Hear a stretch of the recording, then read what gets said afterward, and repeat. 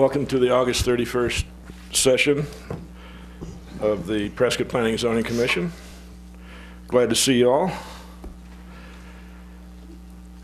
We've been dealing with, I'd like to introduce City Councilman Lamerson. Welcome. The lone ranger here every meeting, huh? We've been discussing for the last few weeks the Deep Well Ranch, and we're going to continue doing that today. Although later in the meeting we have a couple of other issues on the agenda we need to take care of. So be patient. Last week we basically covered, we discussed transportation and the airport. And it's a very complicated issue, and we'll be discussing those things more and more as we go along. But I would like to ask the commissioners, did you have any particular questions from last week's discussion that you'd like to finish off or complete or additional, or regarding either the airport or transportation? No? Okay. I've got, some general comments and visuals prepared that I'd like to at some point. Okay. Mr. Chairman, if I could, just for a moment, there are a couple of staff-related things that we'd like to talk to you about. Okay, good. I've been asked by the Community Development Director to just spend a moment and talk about the existing conditions on the site under the existing zoning, and I apologize to Commissioner Gardner, I'm not stealing your thunder. This is just something that I don't think is very clearly understood by some folks who've written us comments. So we're getting email comments from people. Okay. And in order to make sure that this information is clear, I just want to run through this very quickly with you. And then we do have a member of our engineering staff, City Engineer Charles Andrews, who would like to talk to you for a moment about the reports that you've asked for from his department. Good. So if you'd let us get those out of the way, and we'll be happy to move on at that point. Okay. So one thing to understand is when the city annexes property, we apply zoning at the time of annexation. There's an initial automatic zoning that comes in with the annexation. That's whatever it was in the county. And there is almost always an immediate rezoning that occurs at the same meeting to land uses that are appropriate based on the city's consideration and the developer or the annexer's consideration at the time that occurs. In the case of the Deep Well Ranch properties that are proposed to be covered by this master plan, that occurred. An annexation occurred, the zoning was established, and then a rezoning occurred immediately. In fact, it was approved by the City Council the same meeting as the annexation. That area has development rights based on the annexation and the zoning. Those development rights include single-family residential property, multifamily residential property, business regional, which is a commercial zoning district, and industrial properties. There's a small section of blue up here. It's called mixed use. It allows both small scale commercial and small scale residential. There's been a lot of concern that the master plan is creating this potential for density, but there is already existing potential for density under the current zoning. The master plan takes a different approach than our traditional zoning takes to how and where that development occurs. Generally, we put geographic areas. I think early in the process I called them boxes. We create boxes of zoning. The red area is one box of zoning. You can only do certain things in that area. The sort of purplish area is another box of zoning. That's industrial. You can only do certain things in that area. The proposed master plan doesn't do that with boxes. It provides layers and pretty much allows most uses in most places. There are some very specific exclusions, and the planners for Deep Well Ranch have been very good about explaining where those things don't line up exactly, where some uses aren't appropriate and others are. So the purpose of this is to really just make it clear that this property already has development rights. We're working towards the intent of a master plan that better establishes what goes on there and perhaps better protects the city's important infrastructure in the area, that's the roadways and the airport, through the master planning process. Your review, your comments, your questions, your deliberations on this are extremely important in this process. It brings out all of the details that you're not going to get if you have a single person like myself or a single person like our engineer review a plan. We need the exterior, we need the additional minds and eyes looking at it. So I just wanted to talk about that very briefly to let, just so the press and everyone else who may be listening to this understands this property does have development rights. We're trying to reach a point where, between agreement of the city and the developer, we get something better than is already in place. That's it for my speech this morning. Charles, you want And to of course, talk about your reports? make the point that the annexation by the city council was done under Prop 400. That's correct. So, you know, everybody said, okay, large annexations would need to have majority and be approved under Prop 14, and that was done. We followed every process appropriately. There were many opportunities for objections to occur during that process, and they were all resolved at that time. Okay. I'd like to welcome Councilman Shiska. Okay, Charles, Good morning. before we start, last week we were having a lot of problem getting an overview from the staff, the different departments. And I'm talking about Public Works, Airport, you know, traffic.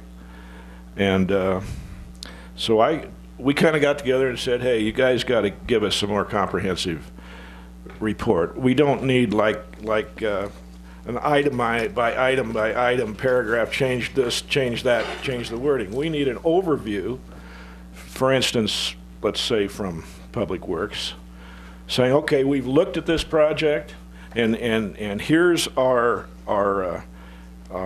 general opinion of it, and is it workable or not workable? And then we would expect you guys, your staff, to provide us with conditions of approval, okay? Our recommendations, and because we're not in a position to write conditions of approval for traffic, airport, or any Public Works or infrastructure, okay? So that's why last week I was almost begging the different departments to please give us a comprehensive overview.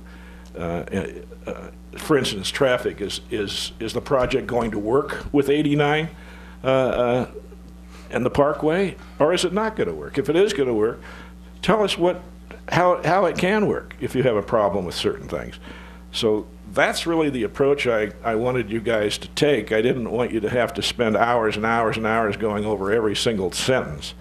We really, from our standpoint, we're going to rely on you guys to write any conditions and recommendations, but we need your general opinion of the project. That's what's important to us, okay? And I know you and Henry are working on that, so please. Thank you. And yes, we are. We did hear you. And we are hard at work putting that information together for you all. With that said, we had an internal meeting, and because, as you already know, we've received a substantial amount of documents. And on top of that, we've had numerous meetings, internal and external, and we've received more information. Just recently, just a few days ago, our city traffic engineer received more revisions, more comments, more information. I'm here today to essentially request two things. One, we'd like a extension for staff to basically have the sufficient time to do a good job and provide that information to you and all the other commissioners. We're requesting 10 working days. And again, that's based upon not just the original documents, but all the other revisions and the revisions to the revisions. And the second request is we have to agree that we need to stop somewhere. Because we can't keep on modifying the documents or having these conversations, because, you know, the dust has to settle. you know, let's let the dust settle, and then we can provide all the information to everyone and do a good job. Again, it's important. I understand we don't have to kind of pull the molecules off of every item, but there's a lot of requests, and they're very important because, you know, in long term, there's consequences, there's impacts to what's being requested. And in all fairness to everyone, you know, we need sufficient time to quantify that for you all. Well, there's two ways you could handle it. We could continue things and get those reports from the various staffs that I'm asking for, that we think that we really need, before sending it on to the City Council for action, and go ahead and understand what those reports are recommending, and or we could, you know, end up sending it to the City Council and based on the fact that these reports are still to come. And I'd rather not do that, and I don't think staff wants to do that either, because the way I'm looking at it is you guys come in with recommendations, and then those all should, in my opinion, be vetted by staff, by planning staff, and then put in some kind of an order. So if it does go to the City Council, whichever way it goes, there will be a good comprehensive list of conditions of approval, which have been vetted and cleared by planning and submitted by the various staff members. That's the way I kind of see the whole thing working. We agree with you. And I'd rather see that happen than send it on to City Council with all these loose ends and you know, things are coming later and da-da-da. I don't think we want to do that. Do we, George?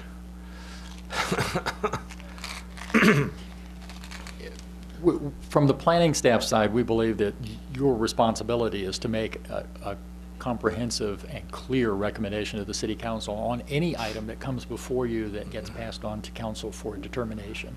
That Right. is the reason for this body to exist. So Right. I would agree that the better your recommendation, the more comprehensive your recommendation, the closer it is to your charter and the reason you exist.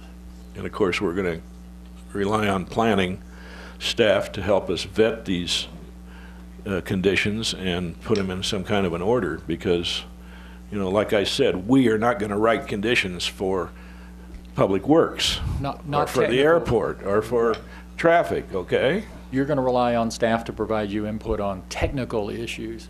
The comprehensive look at it, the overall, is this a good plan, is within your hands. Okay. Just to follow up on what Mr. Andrews said, we are continuing discussions with the planners from Deep Well. I think perhaps at the end of this meeting, we can have a quick talk with them about the cutoff point for giving us revisions so that they can, in fact, work with a single document and not have a moving target. And I also think that I believe the reason why engineering is asking for additional time is that next week is the time we would put together your packet for your next meeting on the 14th. And I believe that is a pretty short turnaround considering the volume of materials involved in the review. One extra week, or slightly over one extra week, would let us put that agenda packet out to you with their report in it and completed report rather than try and rush something to you for the 14th. Well, I think that's what we have to do then. I don't think there's any alternative. I mean, we need that extra time, you know?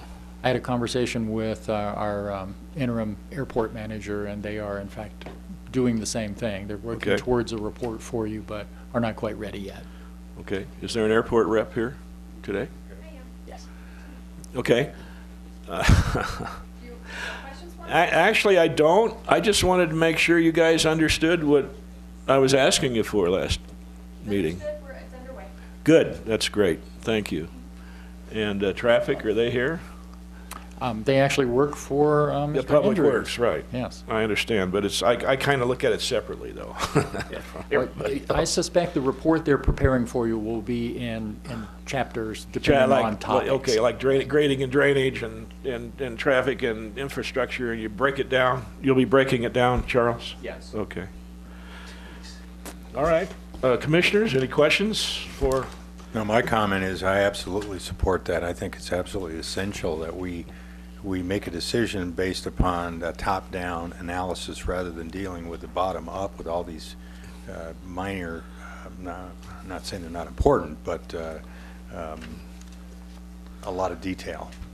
I agree. So, And I also have a little problem with making changes to the master plan as we go along. I mean, it's like a moving target, and I don't know if we're getting anywhere going backwards when you guys are doing red lines as we're still talking about things, you know. Terry, you had a comment? No? I just would like to see more time. We've read and reread, and then we get red lines, and we read again. And Okay. I got to tell you, I agree. I just found this packet on my desk here, or the DS, all these changes. There's just no way we're going to read stuff that we're handed today. So I know we're all some people are in a hurry to get this approved, but this delays it at least another couple of weeks every time we get one of these things. And we don't know what's in it. And quite honestly, I'm feeling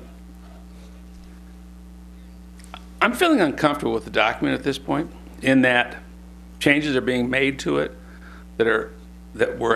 changes are being made to the document that are also changes to the city's traditional way of dealing with projects. And I'm feeling uncomfortable not being able to read a final document to see what's in there. We've had some words change, some things change. I'm trying to look at this project from a conceptual element, not the details. But the details are really important, especially when you get into the heights, the building uses. I see we got this lug stuff here, and we got X-outs and additions, and there's no way we can do this in the next month, I don't think, with all these changes taking place. And we don't have, unfortunately, even a conceptual response from engineering. I'm not concerned whether there should be a 10-inch pipe or a 14-inch pipe. You are. But I think what Mr. Menser is saying is we need to have a sense that, yeah, we can work out those details, but generally their idea and their plan is a good plan. But this is getting longer and longer, partly because you're changing things as we go along. Chairman? Yes, sir. If I may address, so all of the changes that you've received, we received staff comments 2 weeks ago and only made red lines, and you could see them all as red line strike through, so you could see exactly what was changing, and changed only those things that we've been requested to change. We have made no, I would say, developer, party, property owner initiated changes saying, oh, we forgot to add this or we forgot to include this. Today's presentation, I'll go right through what we changed and why. But as we talked about last time, listening on the front porch, trying to respond to those, we are just going straight through your list and saying, got it loud and clear, take the height thing out. Got it loud and clear, put the city process for conditional use permit and special use permit back in. And so we're just going right down your list and saying, yes, sir, we can agree to that. Okay. Here it is in writing, you have it. I would love that. I just haven't had a chance to look at it. I mean, that's the only point, Trev. It's not about whether you're sneaking some stuff in here, but you got two attorneys who in the room here would probably do that. That's what they do for a living. They put things in. And I don't think you guys are going to do that. I think you're well-intentioned people. That's not, I didn't mean to joke about that. But I'd love to just be able to read the document in whole so I get a sense of those things being accomplished. My desires are different than some of the other commissioners' desires. I understand that. But I want to at least look at it from my perspective and say, yeah, that's where it's going, or it's going in that direction, and I'm happy with it. I'm not questioning that there's something funny going on, but there's just too much. I've been in business a long time, and when I get thrown a lot of documents at a closing, something usually is up. And that's my response. And I don't want to feel that way here. Got it. Okay. So give us some time. Henry? Good morning, Commissioners. Henry Hash, Public Works. I just want to say that we do hear you, and we agree, and we greatly appreciate your understanding of the amount of time that is necessary for us to do a good job. Your desire and direction is to get back to you with a comprehensive one document so you don't have piecemeals in there. We understand. We had several meetings on this, many times, including yesterday with a large group of staff. So what we would like to do is give you exactly what you want, and Commissioner Maverick also mentioned that. And for us to do it, one package, Public Works is several areas. We have traffic, we have water, we have sewer, we have land acquisition, right-of-ways, we have drainage, we have so many other things. And we're going to give you all as one package.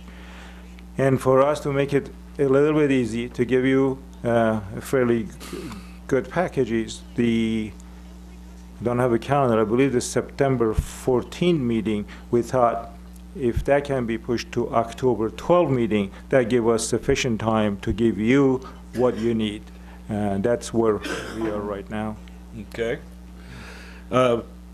You know, I'll tell you, George, what we need to do, staff needs to sit down, planning staff, analyze the timelines, analyze what has to come in, and realize what we need to act on as far as conditions of approval from everybody, okay? And your staff time for vetting all of that and putting it in a package that we can say yes or no to. It's got to be up to you guys. It's got to be up to your staff to go over this timeline. We can't sit here in 5 minutes and say, oh, gee, let's do it by October 14th. We understand and we can do that. Okay, very good.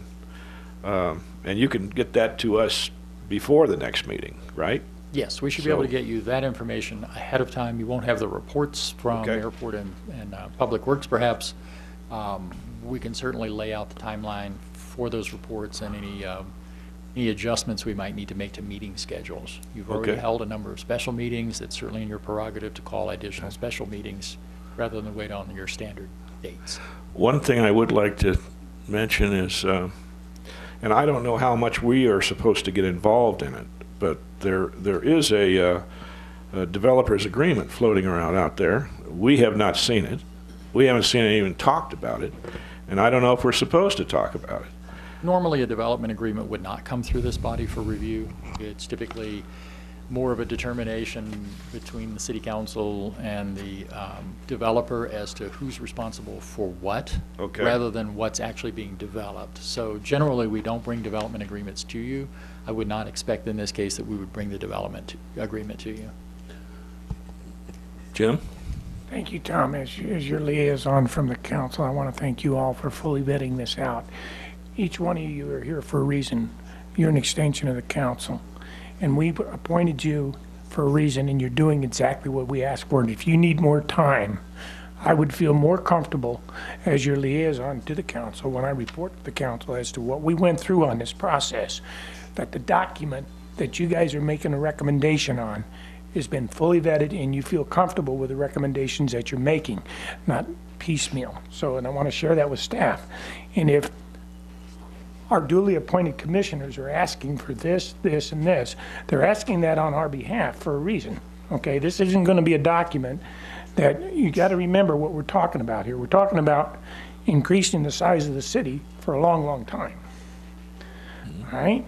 So you need to make sure that what we're doing, we as a community, which each one of these members are, that's why they have to live in the city, they have to be part of our community, have had all the opportunity to see what they needed to see to make sure that what they recommend to us for making the final decision is something that they're comfortable with, that we can be comfortable with. So I'm just sharing that with you. So working, if it takes till November, it's okay. If it takes till December, it's okay. But what we want to make sure as a community, that moving forward, that this is what we as a community feel comfortable with. Okay? Hey, Jim, thank you. We really appreciate that, because I do want to say we have not felt any pressure from city. Well, that's not the intent of the council whatsoever. The intent of the council is to make sure that everything by staff and everything by commission is done following the right procedures. Okay, that's good. Okay. But now the reason I brought up condition of approval, and now since we have our attorneys sitting here, we've talked about it, and you know, as far as the administrative part of it, that was this huge red flag about eliminating all rules and regulations and amending, you know.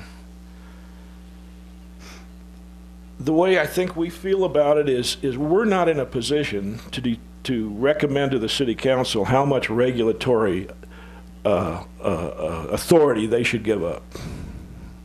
We can't do that. I mean, be practical about it. And so what I was going to recommend to the commissioners and discuss, one thing I was going to discuss today was that, let me read it to you. I was going to make a condition of approval that all city rules, regulations, policies, codes shall apply to the master plan unless specifically waived or allowed to be amended in the development agreement with the city council. Because we're not going to sit up here and try to guess what authority the city council wants to give up. So I wanted to pass that by the legal team here and see if that's something we can do. And so, yes, the development agreement is coming into the conversation, even though I've never seen it. Well, I guess, Commissioners, Mr. Chairman, Commission, our discussion yesterday among staff was that our preference for the master plan is to focus on the substance of the development and not try and insert a bunch of procedural and process rules as part of the master plan. I think that would help expedite the review and approval process by this body. And I think it's not a bad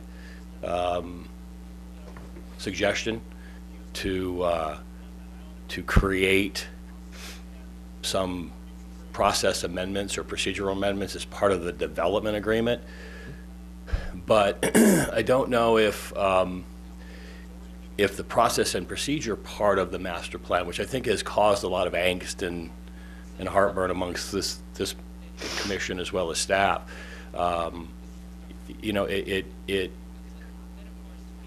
think what it ultimately does is it takes away from the substance of what looks like to be a pretty good development, you know, given the current zoning and the current potential densities and you know, housing, the number of houses that can be built and all that. I think if the master plan sort of focused on the actual substance of the development and you know, creates a good development project, then the procedures and processes part, the procedural exceptions part, could be put in the development agreement. The only wrinkle to that is that the development agreement has a certain lifespan, usually 30, 50 years. Master plan is the zoning, so that goes on indefinitely. So that may be something that the developer would have some concern with, because unless the development agreement is renewed, generally contracts and agreements have a certain lifespan. They can't go on indefinitely. So that may be an issue for them. But at the same time, I think from my what I've heard this commission sort of urge is that, and I think the public and staff is sort of urged, is that there shouldn't be that many exceptions. In other words, the master plan should set the plan, and that if you want to create exceptions to the master plan or exceptions to the development rules that are ultimately adopted, if the whole thing's approved, that should go through our sort of standard normal processes, so that there is, you know, some mandate public input, some are staff level, some are somewhere in between, like the use permit issue. So, you know, so there really probably doesn't need to be, or shouldn't be, that many changes to the procedures and the rules that aren't sort of generally applied across the city. Which, you know, our procedures and rules as part of our land development code can change by way of, you know, code amendments. But those changes then would be universally applied across the city and not just to one development and not to another. So we could do those things, or we could set up in the development agreement procedures to amend procedures. Right. Which lawyers love to do. Well, this is what I'm suggesting. I'm trying to take that administrative issue away from us and throw it back on the city council and the legal team to determine how that's going to be handled. So it's doable. You know, I think from our perspective, it's doable. Okay, and feasible. good. I you know, we'll let the development team or the developer side tell you if it's not, or why it's not, or if they have an issue with it. Ken? Councilman Lamberson, thank you. I agree with what you were saying, not to feel rushed with this and to do a good job. I think council has a planning commission in order to give them input about planning and whatnot. And Mr. Palladini, thank you for what you just said. One of the burdens I've been feeling here is I'm trying to look at the weeds here and not the whole field. And I don't want to have to do that. I don't think that's what we're here for. I think we're here to do some overview of the planning. Is it a good project for the city? I don't know that we're here for all those details, so thank you both for mentioning that. I would like to be able to look at this, the plan. It's a good project in my opinion, but I don't want to get burdened up here, the 7 of us, with details that we're not really that familiar with, and how to do engineering and how to do the legal and how to do the processes and whatnot. So if we could look at that, I'd be a real happy camper. Thanks, both of you. Well, that's kind of where I was trying to go. And I'm glad to get some kind of affirmation to maybe that's a good way to handle that, because like I say, I think we're adamant about the fact that we up here are not going to try to tell the city council how much regulatory power they should give up. And I just wanted to make that clear. Okay. Yes, sir. Yeah, I wanted to just comment on what George stated regarding the annexation. That's just the most recent one of the most recent activities. The council and the commissions were not asleep at the wheel and just let this 13,000 possible home and zoning take place all at once. This happened over the years. As I recall, like in 1967, there were 6-inch drop-offs with intended use out there. There's agreements with Chino Valley, with Prescott Valley, with the Forest Service, with state land, with the county on all the different possible areas of growth. The north area was defined as a possible future area of growth, and there were many hoops and general plans with land use maps and things put together over that 40 or 50-year time frame that led to what happened with the annexation. That didn't happen just like over a 1 or 2 year period.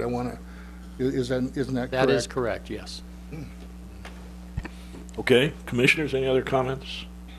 In the general way we're moving ahead? Okay, I'll tell you what I'd like to do. I don't think I've heard from the public enough. And did you have? Yes, sir. Chairman, you got a few comments to make? Okay. If you wouldn't mind, we'd like to update you before the public, just so they know what has changed in the last week that we've been able to accommodate in that document. I'd rather not go over a line item by line item issue right now. I'll tell you what. I want to hear from the public about anything they want to say about the Depot Ranch, and then we'll come back to your red lines. Excellent. Okay. All right. Anybody in the public wish to speak on anything about the Depot Ranch, unless it's something we've just already beat to death? And keep your comments, good, short, distinct. Thank you. Appreciate it. My name is Deb Hernandez, and I'm here to represent SIMPO. Thank you. I have a letter from Mr. Bridges that I will distribute to you, but he just had 4 minor points. Number 1 was multiple access points to State Route 89 and Willow Creek Road. The SIMPO 2040 Regional Transportation Plan shows that State Route 89 should, being a 6-lane facility to accommodate traffic. Currently, SR 89A to Pioneer Parkway is also being studied. And most likely that recommendation will suggest that it be a 6-lane roadway as well. The master plan appears to show the structures very close to the existing right-of-way. With future expansion of these regional roads, the recommendation is that larger setbacks from the property line allow for future capacity. Secondly, the recommending limiting new access points as much as possible and focusing the internal circulation towards accessing James Lane and limit new access points onto the regional road to right in and right out only, if possible. Thirdly, providing parking spaces for the current and future transit needs, such as bus stops, park and ride locations, ride share and van pool locations to benefit the regional transportation system. And lastly, that wildlife connectivity throughout the region be considered as well. That is all, sir. Gee, that's exactly what I was looking for from the traffic engineer. Thank you. Have you submitted that through to the planning staff? No? Yep, okay. Yeah, anytime you have comments like that, we'd like you to send it to the planning staff and they can vet it and put it on the list. There's a lot of those things we've already talked about, but it's always good to hear it from 3 or 4 different sources. Anybody else?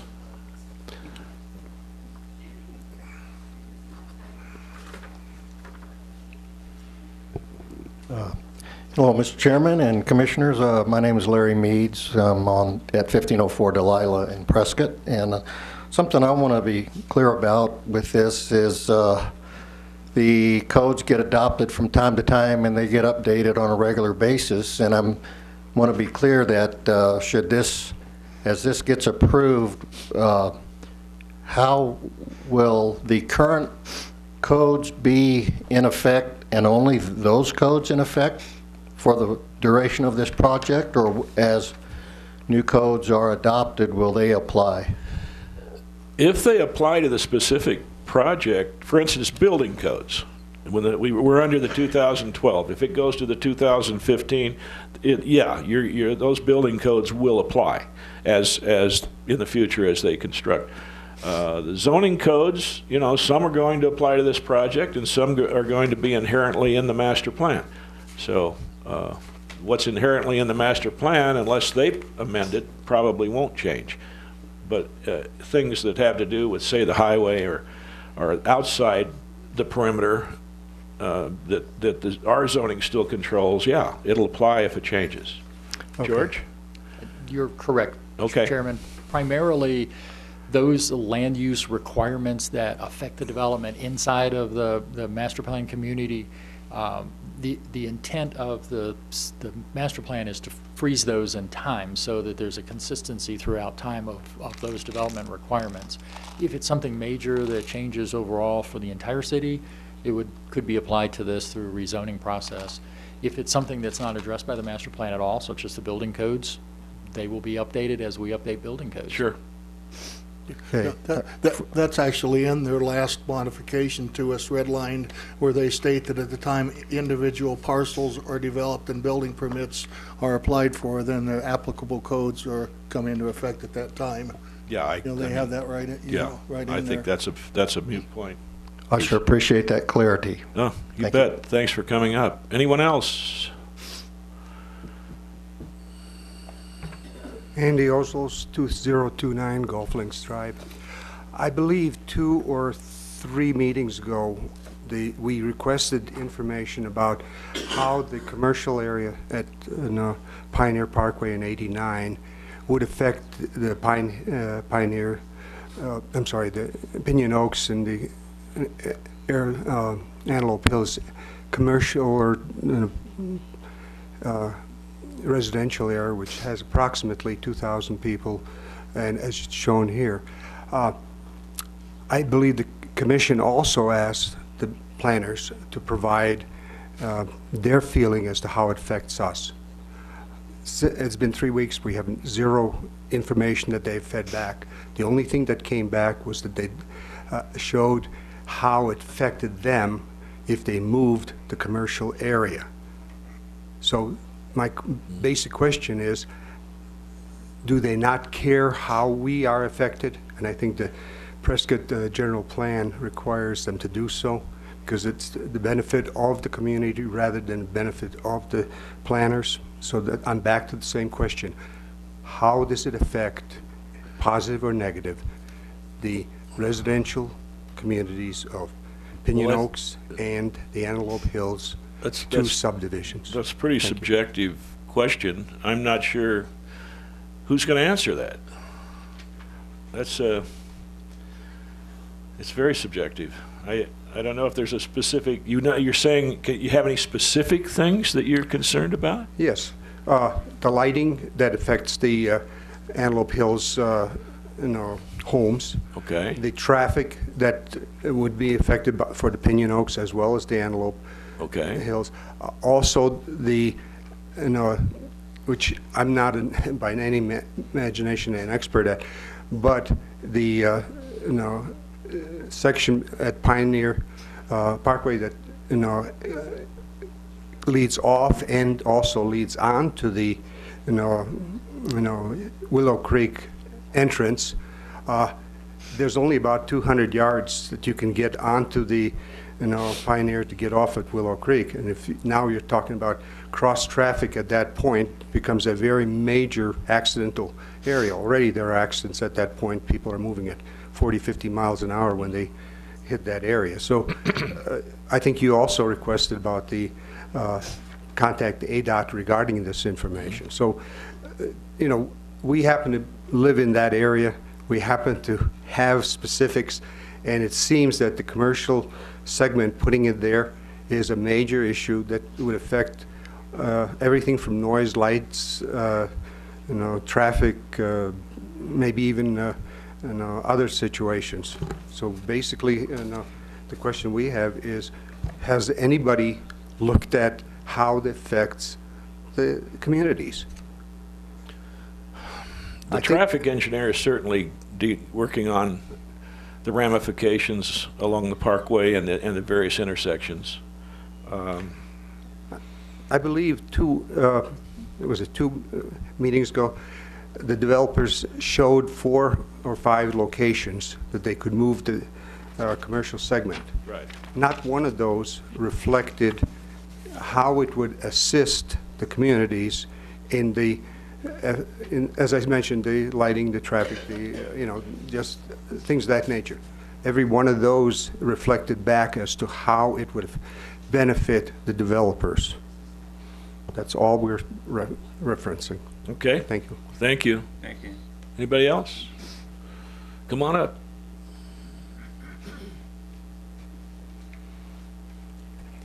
Hi, my name is Judith Merrill. I live on Sierra Peaks Drive in Prescott.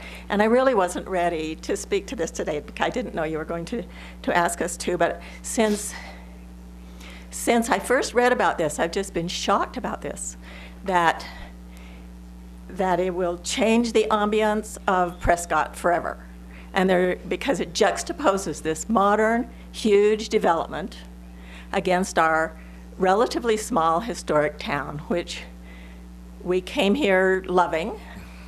And I see that it's going to really change even the business in downtown, because as commercial development takes place at Deepwell Ranch, it's going to pull more businesses out of downtown, and it's going to leave us with a lot of empty businesses, empty space. And we have a lot of empty space in Prescott now, which is unattractive. And I come from Pennsylvania, where this happened. Development took place in the suburb areas, and then the downtown area was evacuated. And a lot of small towns like Braddock and Rankin and others on the fringes of Pittsburgh just have all these boarded up buildings.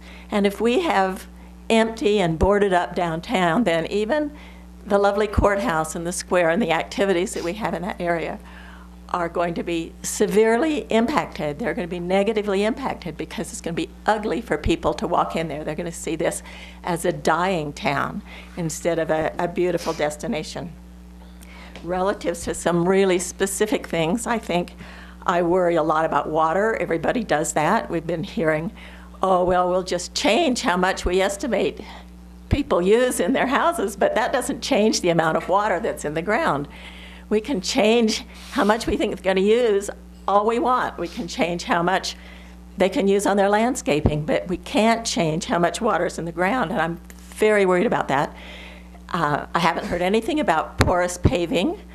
That would help put some water back. I've just heard in one statement, he said that they couldn't hold water in catch basins for long because that water belonged someplace else, but I don't really understand that, but I'm worried about water.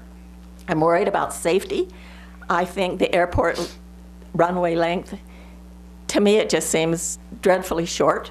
I think that it was disingenuous of the developers to compare our airport with Scottsdale. I've just come back from Scottsdale, and it just sits there in the middle. And last week, someone said, the airport representative said they get 6,000 complaints a year. If this is approved, then I want something in there that says that the developer has to staff an office that will handle all those complaints.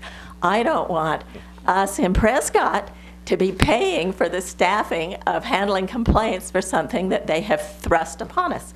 So that's really of concern to me. I know I've heard Mayor Oberg talk about getting American Airlines to bring in some of its smaller regional airplanes to land here to make this a regional airport. And I'm assuming that the airport people will know if our airport is long enough to handle those.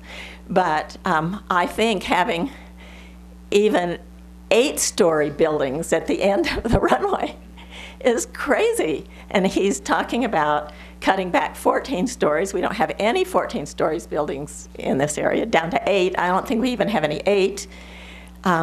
And so, you just don't want to fence the end of your runway with apartments full of people.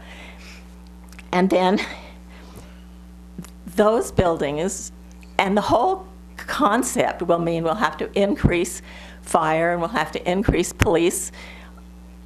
Everything I read is that the more your population increases, then the higher the percentage of crime and the higher percentage of traffic accidents. And therefore you need a higher percentage of police. And I don't think we have any fire trucks that would even handle a fire in even the lower high-rise that they're requesting. And even if they provide some of their own fire trucks somehow, if there's a crisis, then our fire people in existing Prescott would have to go, and so they would have to lengthen the fire trucks' reach. Of course, I'm interested in traffic. I'm hoping that there's something that's going to address the increased traffic, because there's going to be traffic not only in that little area, which they seem to be looking at as Silicon Valley, Arizona. And I don't know if they can pull all of this business in here. But whatever it is, it's going to be a lot of traffic. I'm concerned about education. For a while, he mentioned they'll have their own schools. But for a while they're building up, those children from that area will have to go to Prescott schools. And then when the school gets built, and so Prescott schools will have to increase size and teachers, and maybe, I guess they can't open an old building because they've sold their old buildings, but as they increase the number of students in our Prescott schools, and then they build their own school in Deep Well, then they'll pull those all out, and then that leaves Prescott holding the bag for having expanded to accommodate their schools. So I just see a lot of problems that I haven't really heard addressed, either in his presentation or in anybody's comments. I am really concerned about the noise. And the more people you have out there, the more noise you have, and the more problems you have.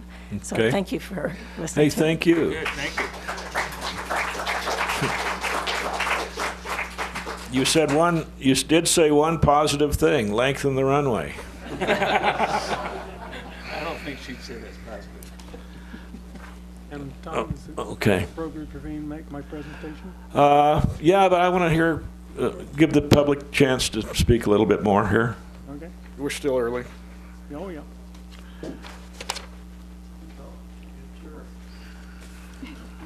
Good morning, Leslie Hoy, 1880 Coyote Road. I sent some comments on August 28th, but I don't know if you've had a chance to look at those, so I'm not going to read the whole thing, but I just want to address 4 things. I read the revisions of sections 1 through 5 online, and so the most important thing I want to talk about is the city retaining control of our processes and procedures, and while we do that, maintaining the ability of the public to comment. If we do what is in the development agreement now, then the public is going to entirely lose its ability to comment on this area for the next 40 years, and I think that's wrong. So I'd like to, section 4. Page 4.2, section 4.1c. I'm just going to read this. This section contains the paragraph that now states that the general development standards included in the master plan fully amend instead of the previous replace. Not much difference there. All city rules, regulations, etc. What's the difference? Mr. Barger added some specific language about standards, and then he added, if the city of Prescott adopts a new engineering or development code standard that it feels is so important to the well-being of the city that the city is undertaking the timely retrofitting of all existing city infrastructure to be compliant with the new standard, the property shall also be required to follow the new standard. Yeah. Feels is not a legal term and should be removed from the document. This new language is an insult to the hard work and good faith of the commission members, city staff, and members of the public trying to arrive at a document that is to incorporate 20,000 people into the city limits of Prescott. The city of Prescott should continue to stand firm in not allowing the developer's proposed standards to override city standards unless the city determines that the developer's standards are an improvement. In that case, the city should go through all the appropriate processes to change those standards for all future development. And that should be a public process. So basically, I'm agreeing with Chairman Mincer with the statement that you made at the beginning of the meeting about taking out some of this stuff about the processes and procedures. But my concern is if this same kind of language goes into the development agreement, then the public is going to be completely shut out of the development agreement, I believe. I'm not sure if the public gets to see the development agreement. Okay. Then there's some specific things I have concerns about, which are pretty small compared to that. There's still confusion to me about who will provide oversight of how much water is being allocated. We know that the Deep Well Ranch already has its water allocation for 950 acre feet, but who's going to keep track of that? I don't think it's a good idea to vest that power in the master plan administrator. It would be so easy to over the next 40 years for that water to be over allocated, and then what? Then there's a section about a potential non-potable water system. I would really like to know more details about that. There's a master non-potable water report referred to in that section. I don't know whether that's a public document. Also in that section, it refers to whether or not that would be a public or a private non-potable water system. If it's a public non-potable water system, who's going to pay for that? Is that going to be paid for by the Deep Well residents, or is that going to be paid for by all of us? And one of my major concerns is all through the master plan, I believe we're looking at Scottsdale style landscaping.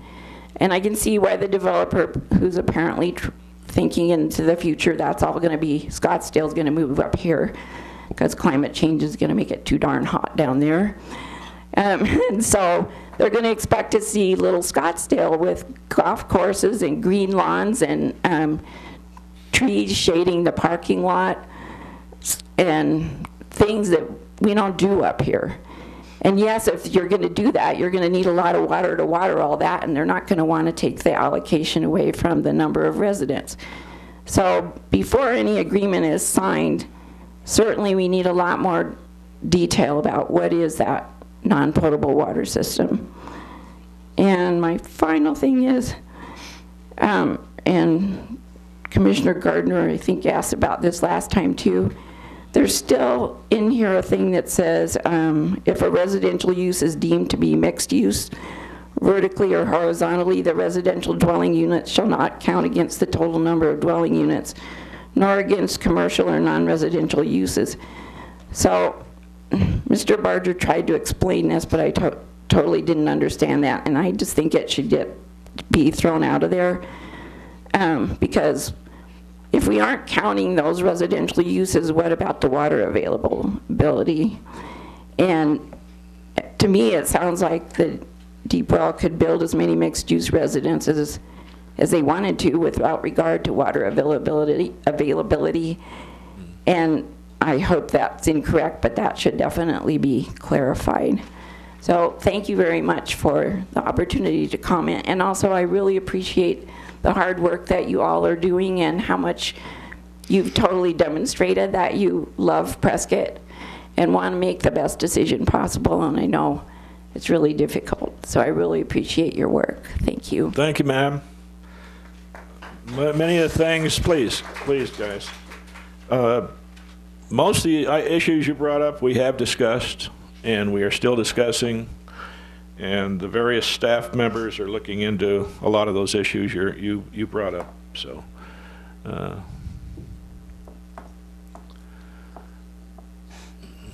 hey, Al. Good morning. How are you? Pretty good. How are you?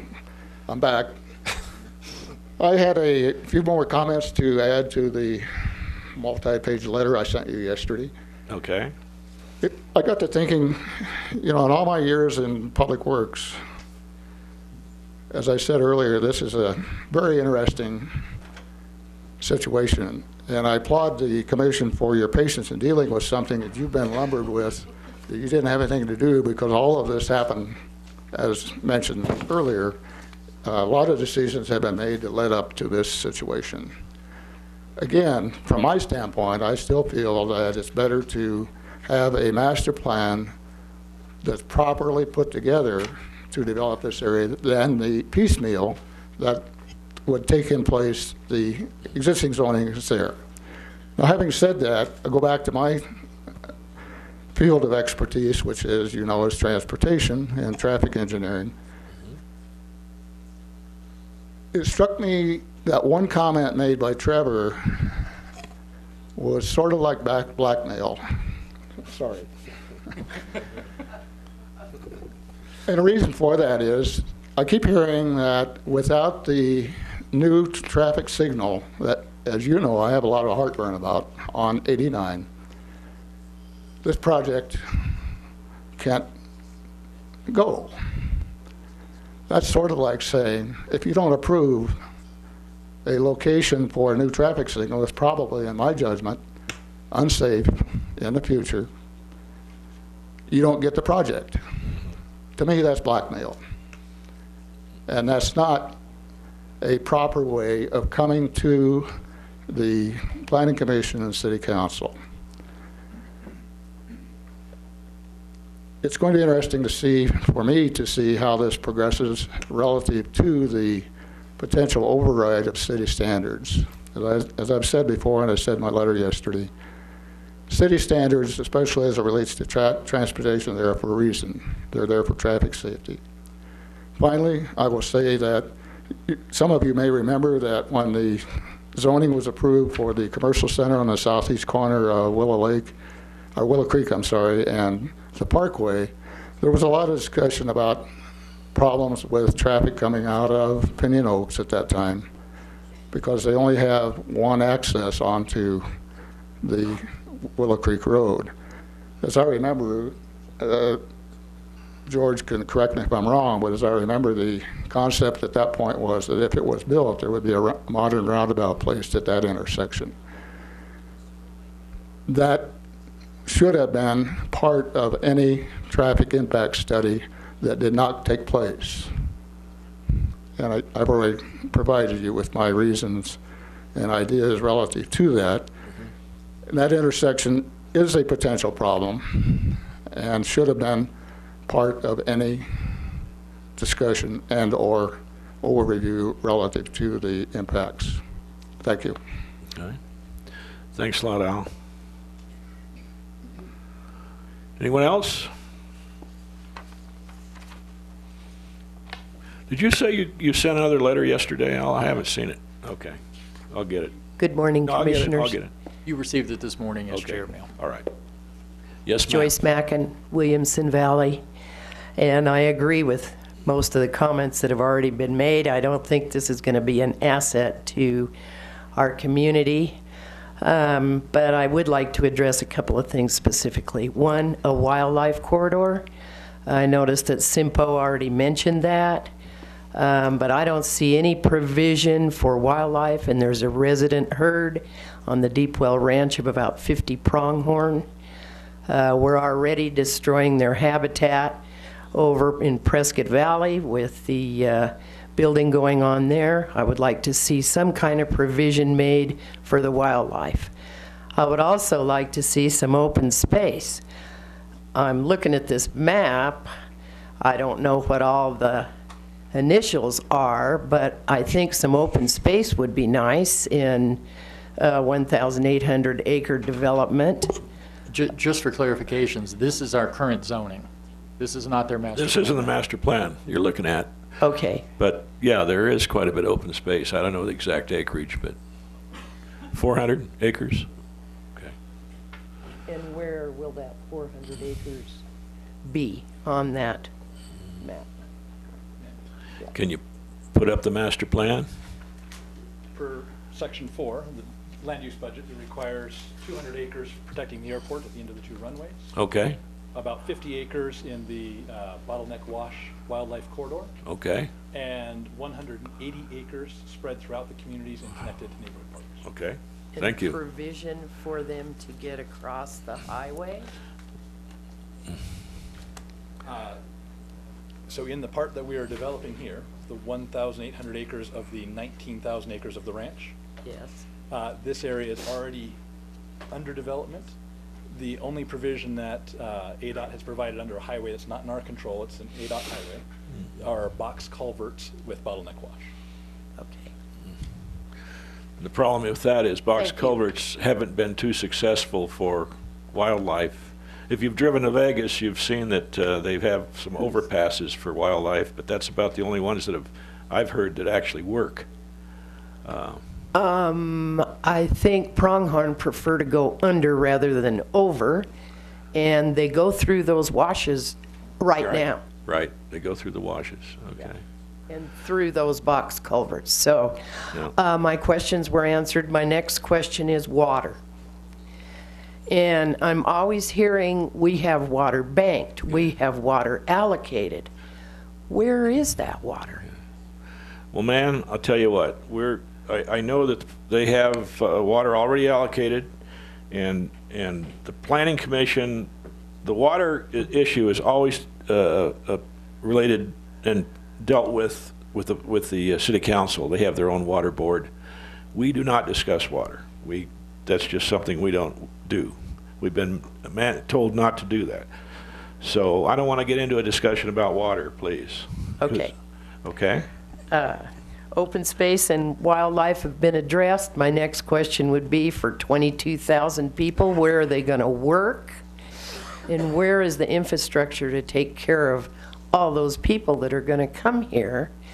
And I also think that this development doesn't really seem to be compatible with our small town atmosphere that we have here. And I think most everybody came here because they love Prescott for its natural beauty and for the center of town, which is very beautiful. So I'm thinking this is not going to be an asset here. But at any rate, it's up to planning and zoning to figure that out, and I appreciate the work that you all do. Thank you for your comments. Thank Appreciate you. Anybody else? Didn't I give you about a half an hour? Yes, you did. But I forgot a couple of things. One, Mr. Barger talks about wanting to match the variances that you have already granted in Prescott, and he mentioned especially at Hacienda, and so I can see that they'll go through and pick every variance that you have ever granted, and therefore we would have all these, the lowest common denominator instead of the highest common denominator. I assume that you have every variance that you granted for some specific reason that was relative to that specific piece of property, not that he can just go through and match all the variances that you've ever granted. And another one is he always talks about the maximum density allowed by zoning, but someone here last week said that you never build to the maximum density. You have an average that's lower than the maximum density, and I think you should require that we meet our average density that we're built in, that I can't even say it. The average number of houses or residences that are put into an area in a given zoning instead of the maximum number that's allowed by that zoning. Okay. Thank you. Thank you. Yes, sir. Bill Goslow, 720 East Willis, Prescott. Just a couple of items. As you know, I don't speak for this project, or I don't speak against it. This area has some nice greenery in it. I'd like to see some of it kept that way, so it has a sense of history. I don't like the idea of this area being bladed down. And I'd like to also say that this community, this looks like a gigantic wildfire area. I'd like to see the buildings in this area. And the reason I'm saying this is that the Pioneer Parkway development doesn't seem to recognize that wildfires exist in this area. There's a lot of combustible materials on the houses in this area. And I would like to see this go to a non-combustible building system. And that's why I'm re-suggesting that the shingles on these buildings be made out of photovoltaic shingles, because they're not combustible. You know, and I know people like wood on their houses in certain spots, but wood is combustible. The windows in this development should have low emissivity coating on them, because that strengthens windows from fire by about 5 to 6 times. That coating really strengthens, and that's really how houses burn down, is the fire will explode windows, and then it's inside the house. Let's see, what else have I got to get off my chest? Well, we're not here to redo the building code. There is a wildland interface fire requirements, which call for Class A roofs and eaves closed in, and certain and non-combustible materials on the siding. Okay. So there is a whole list of things that's required. It's already in place. It's in place, yeah. Good. Yeah. I mean, it'd Good. always be, I suppose, be better, but I'll have a seat. there is. Yeah, go to the building department. They'll give it a list. All right. Thank you. Okay. Thanks a lot, Bill. Anybody else?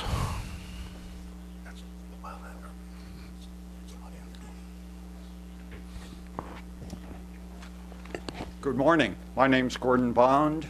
I live, well, next sir. to the runway, 30. Give us your address. There it is. There it is. Thank you. And I sent a letter to the planning department, and it may or may not be in your package. So Okay. I'll just draw 2 or 3 highlights from the letter that I wrote to you. Okay. First, the proposed development provides no benefits at all for me and my partner.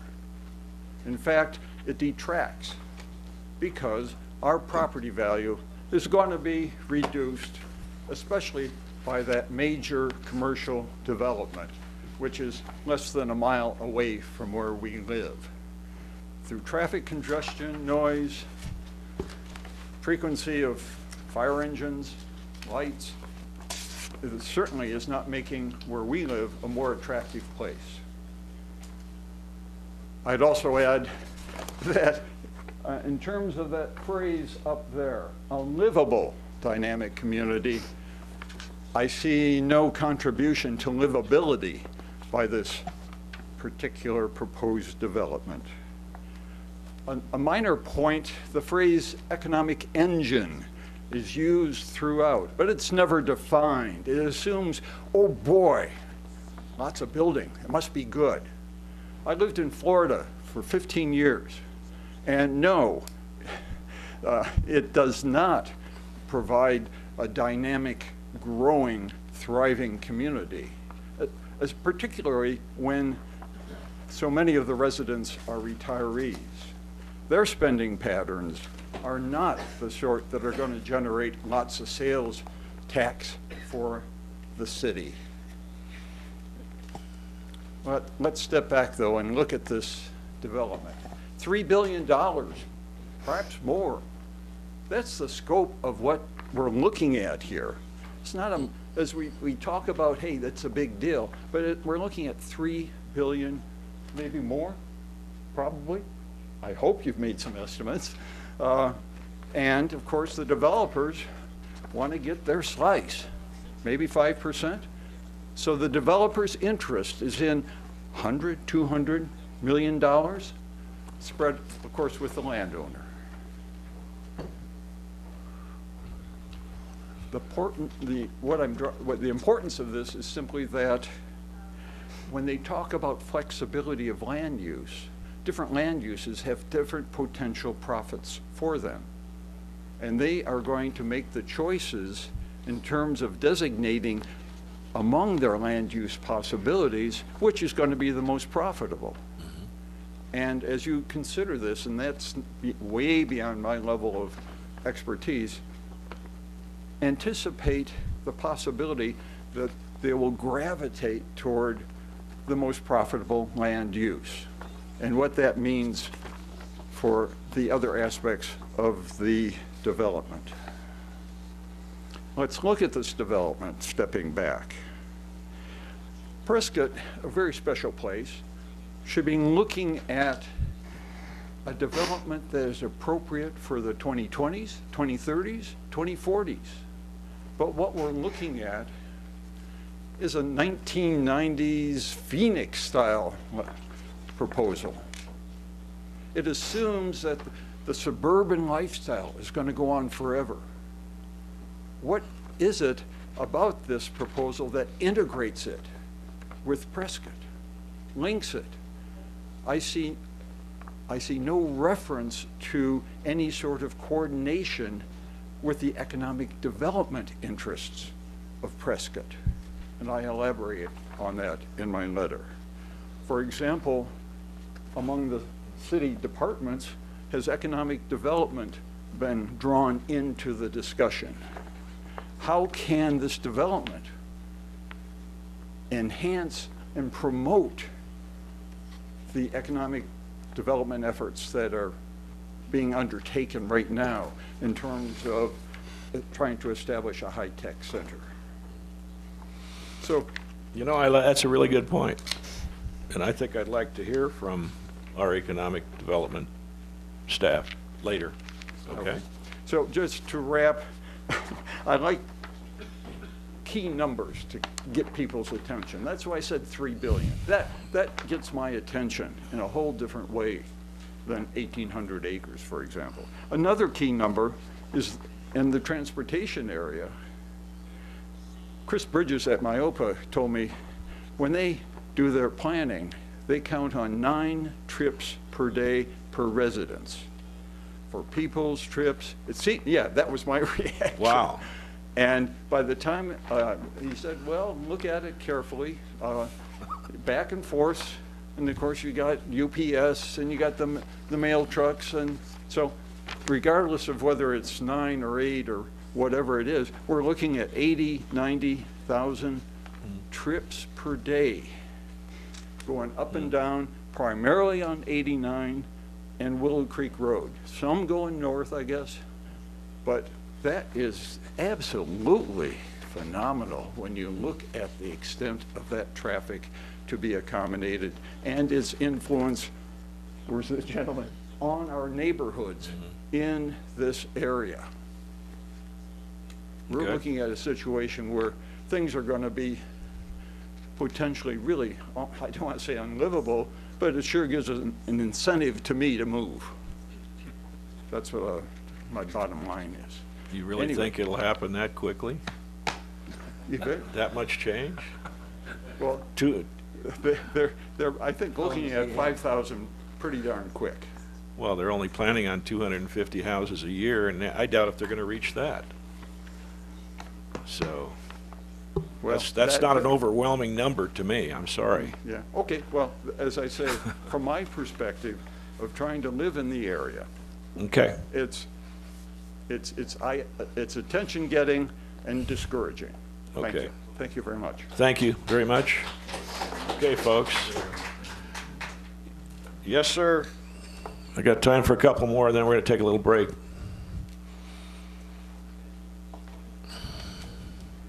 Good morning. My name is Phil Ertl, and I live Pinion Oaks North. Mr. Marshall, how are you, sir? I haven't seen you in a long time. One of the comments I'd like to talk about talks about the economic engine that has been brought up so often, and some of you may have heard this story, some of you may have not. Frank Ayers, Chancellor, excuse me, Chancellor of Embry-Riddle, shared with council and shared with some other people about one of his students who graduated in 2014 who would have loved to have stayed here. #1 graduate, Chancellor's Award winner, couldn't find a job in this town. My son was that student. This town needs a real economic engine. I've been told that the Economic Development Group has brought someone in that wants to try to bring a Microsoft or an Intel or somebody else at 15 or 20 people. 15 or 20 people isn't going to support what you want to build. You've got to find the 100,000, the 150, the 200,000 jobs to support the homes and the increase in value in these homes coming up these days. You talk about a regional development at 89 and Pioneer Parkway. Have you been through the Gateway Mall of late? Seen all the empty buildings? So what are you going to do there that's going to be different?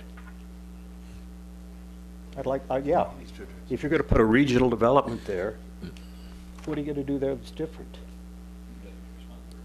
Marketing. I'd love to have you respond because Okay. the mall's almost empty. Marketing is going to determine a lot of this, housing and commercial. So, well, you want to get if you wanted to respond, or you want Yeah, you got no, more? I'd love You him got to more you want to respond. tell us? Yeah, basically. Okay. I'd love him to respond. Oh, okay. Because what this town is full of $9 to $20 an hour jobs. That's not going to support the housing, the development that you guys want to put in out there. Well, we don't want to put it in, but and the marketing is going to determine it that anyway. you people are looking at. Anyway, thank you. Okay. Hey, thank you. Chairman, Commissioners. Hey, So, no Trevor applause, Bartlett, people. I'll stick to the mall question. So, part of the conversation about blackmail, you heard in the earlier comments, you're saying if there's not an intersection, then no project. Without a doubt, there's going to be a project. But those conversations about, okay, what are the retail rules? We've discussed several of those here. How does that work? How do people have to be seen, signed, accessed? Those sort of things that retail does not like to break or change and typically suffers horribly when it tries to. The mall here, unfortunately, gives several of those things that one really should not do in retail setting. You can't see the mall from the roadway. There are a few small signs at the mall. The mall has very limited access points. And so unfortunately, it goes right through that list of saying, yes, while I would never want to blackmail a commission. I want to be earnest about the condition setting and saying, unless it has those things, we should not talk about a commercial center in this area. Agreed. Okay, great. Hey, interesting that you mentioned that about the mall, because when I was on the commission at the time, and when that mall came in here, both Joe and I, who are architects and have done a lot of commercial projects, both recommended that they reverse the direction of the parking lots and shave it down so you could see the mall. We thought that was really foolish, that they weren't going to do that. Well, they didn't want to listen to us because they already had the thing all designed and, going. So, you remember that, Joe? And we had the same thing with, I remember with Walmart too. You felt the building should be out in the front, the parking in the back, and that was a whole different issue. And then they repeated it when they built the new Home Depot mall out in Prescott Valley. Made the same mistake. I shake my head. Anyway, that was a good point. Okay, anybody else? If not, I'm gonna take a little break. Anybody? I'm Mary Ellen Benz from Prescott, and I just want to throw out some ideas for thoughts from a different perspective. Okay. One regarding transportation. One, the streets are clogged now, and I feel sorry for the people who are going to live in those apartments on Willow Creek. That getting out of there is going to be a nightmare. But when I was studying nuclear medicine, I was allowed to go to an autopsy, which was, really cool. And the person died of a heart attack, but their lungs, she was 77, 78 years old, never smoked a day in her life. Her lungs were black from pollution. Now, all this building and transportation is going to put more pollution in the air, opening up more health issues. You're just as vulnerable as the rest of us.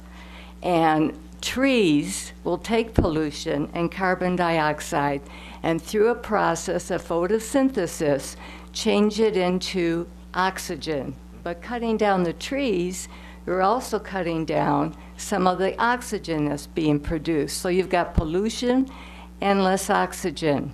And also, I would just want to throw out, I know you don't deal with water, but I just want to throw this out. I lived in Albuquerque, New Mexico, many years ago.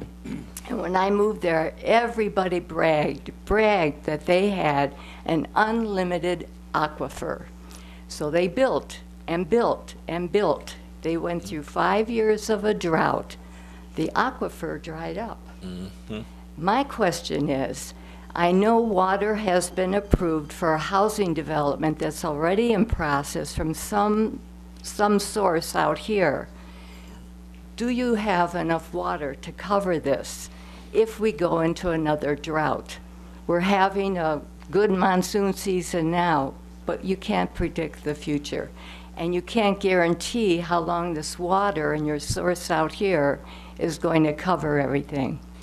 Just thoughts. It's beyond our expertise. Anyway, I do want to say that I escaped Southern California because of the smog, and probably added 10 years to my life moving here. So you did too. Yeah, but you got on planning and zoning, and that took 5 years. My hair is turning gray already. Yeah. Okay, folks, we're going to take about a 10-minute break, and then we'll come back and keep going.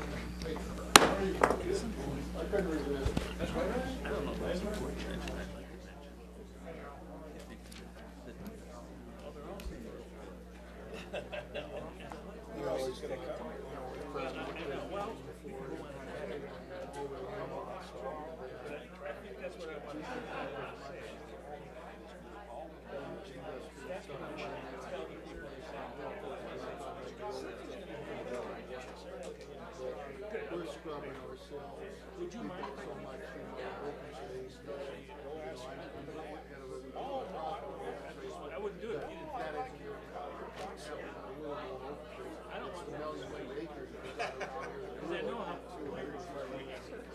Seriously. I'll be your anchors. Don't go. Don't let him suck you into the quicksand. We're just talking about I've seen it. I don't want them to pull you into the quicksand. No, I'm just kidding. I know. Hey, gorgeous. I just wanted to say.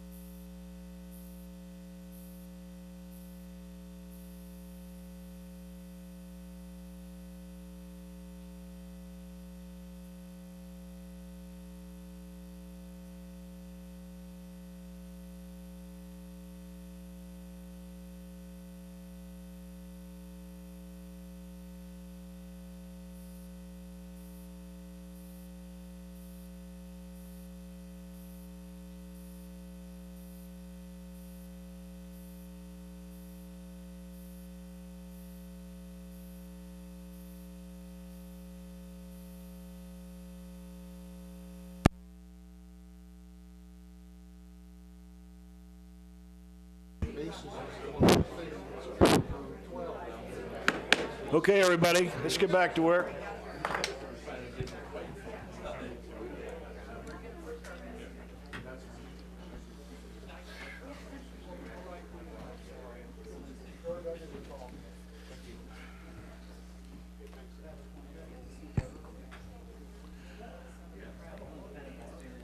Okay, George, you have something to tell us?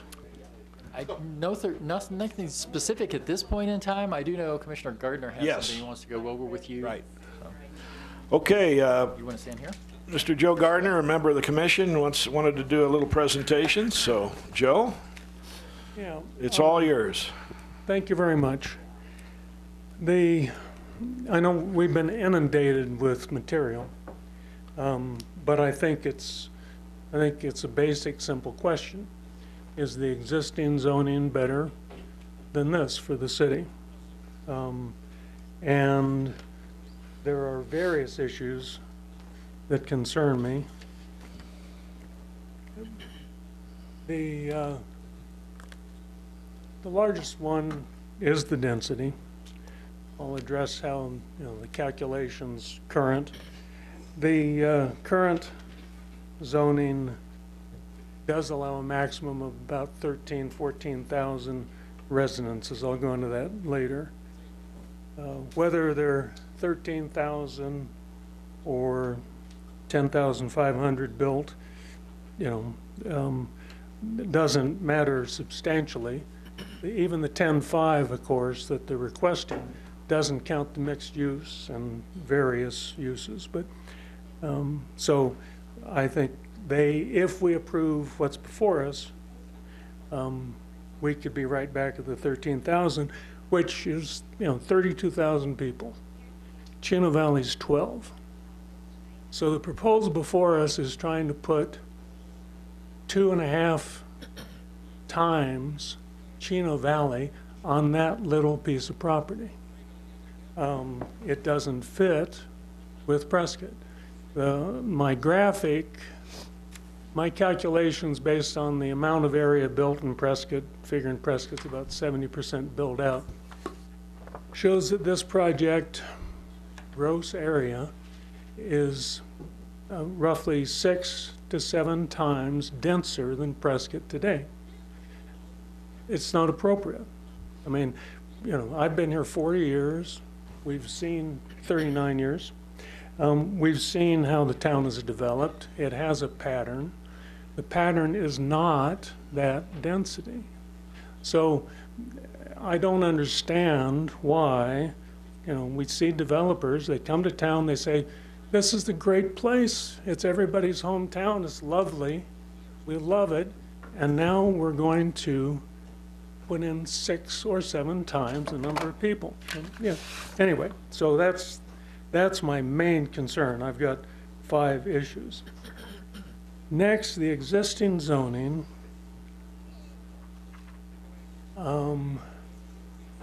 George Worley gave us a summary of the calculations. If it were built at the maximum density of 32 per acre and the multifamily, and if they took a substantial part of the business and converted it to residential, then they could come up with a 13,000. Well, that's flawed. That's the Willow Creek Apartments, which currently looks like it's a failing project, is 21 units to the acre. In order to get to 30 units to the acre, you would have to do underground parking, and it would be an incredibly dense project.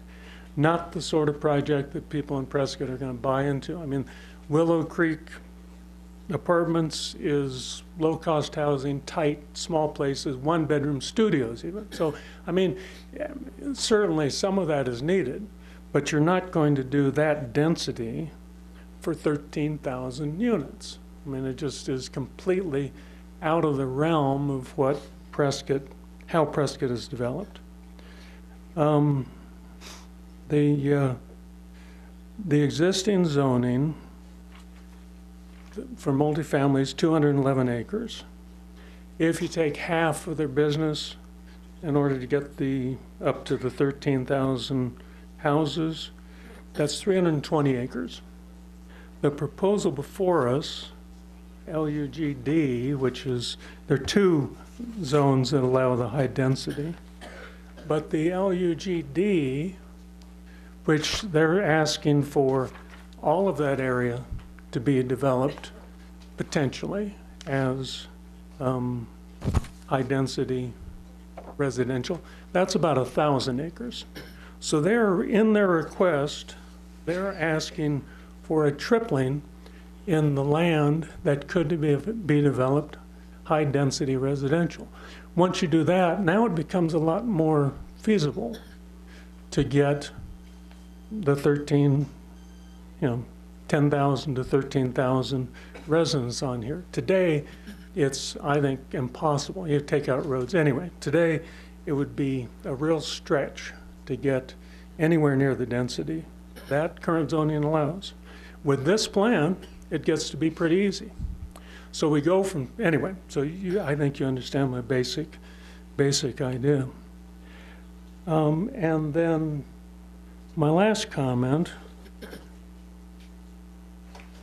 or my written comments that I handed you today,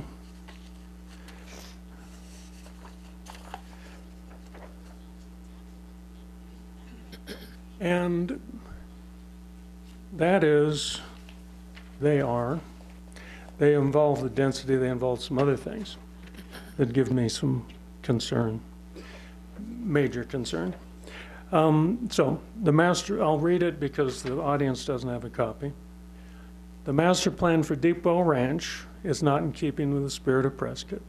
As my enclosed sketch shows, this project asks for residential density more than 6 times greater than the current development of Prescott.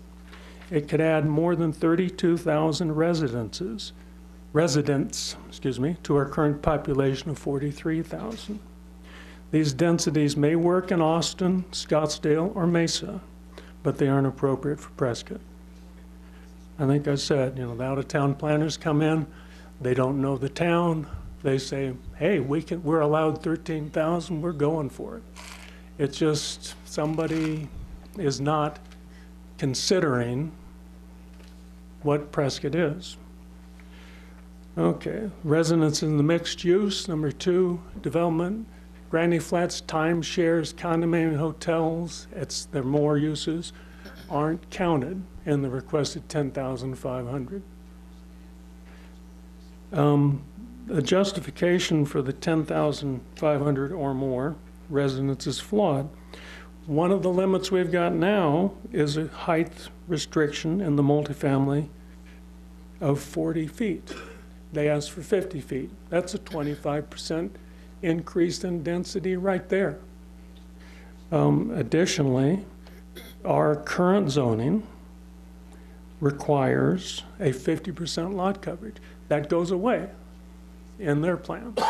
So, they're increasing the area threefold. They're increasing the height by 25%, and they're getting rid of our existing requirements on lot coverage. I mean, it's everywhere you turn, they're pushing. And then getting away from the density and the numbers of people, number 4, the proposed general development standards do not allow changes to the City of Prescott's engineering standards or zoning ordinances unless the city retrofits all existing city infrastructure to be compliant with the new standards. This would effectively remove the possibility of the city making corrections or improvements to standards and codes in Deepwell Ranch as development proceeds over 40 years. If we change a standard, we say, oh, this is so dense, we need fire hydrants closer than we have today. They're telling us the only way you can do that is if you go through the city and change all your existing fire hydrants. That's not going to happen. That's a completely unreasonable request. And then last, by turning most of the control of development in Deepwell Ranch over to an unelected master plan administrator, the residents of Deepwell Ranch, as well as the rest of Prescott, would lose the opportunity to correct problems or improve future development through their elected officials. I know, City Council today, I know we get the complaints. We get voters saying, we don't like this. We'd like to change it. We can re-elect the council. We can re-elect the mayor. If we turn this over to the master plan administrator, who do they turn to? This is taxation without representation.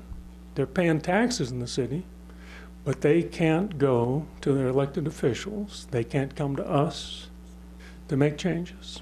So, in summary, I find the Deepwell Ranch Master Plan to be systemically flawed and firmly believe that the existing zoning and existing city regulations are more appropriate for Prescott.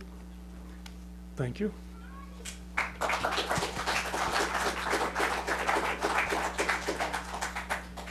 Does that mean you're not going to vote to approve this project? If we want to, it's on the agenda for a potential vote today. I'd be happy to vote no today. Okay.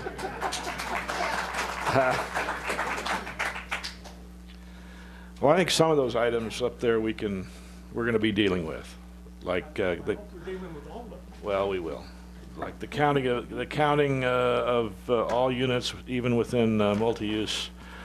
We're going to have a hard discussion about that, and of course the having to retrofit all the city everything in the city in order for the standards to count. We're going to be talking about that too. That's a red herring. Come on. And there was a couple others up there that I think we'll be discussing in depth. Okay. I'd like to, George, you have anything particular? No, sir. I was just going to point out that you had a conversation with the Deepwell planners about doing a quick catch-up, because they have made some changes that I believe may address some of the things that have come up today. Right. You want to go over some of the red lines, Trevor? Okay.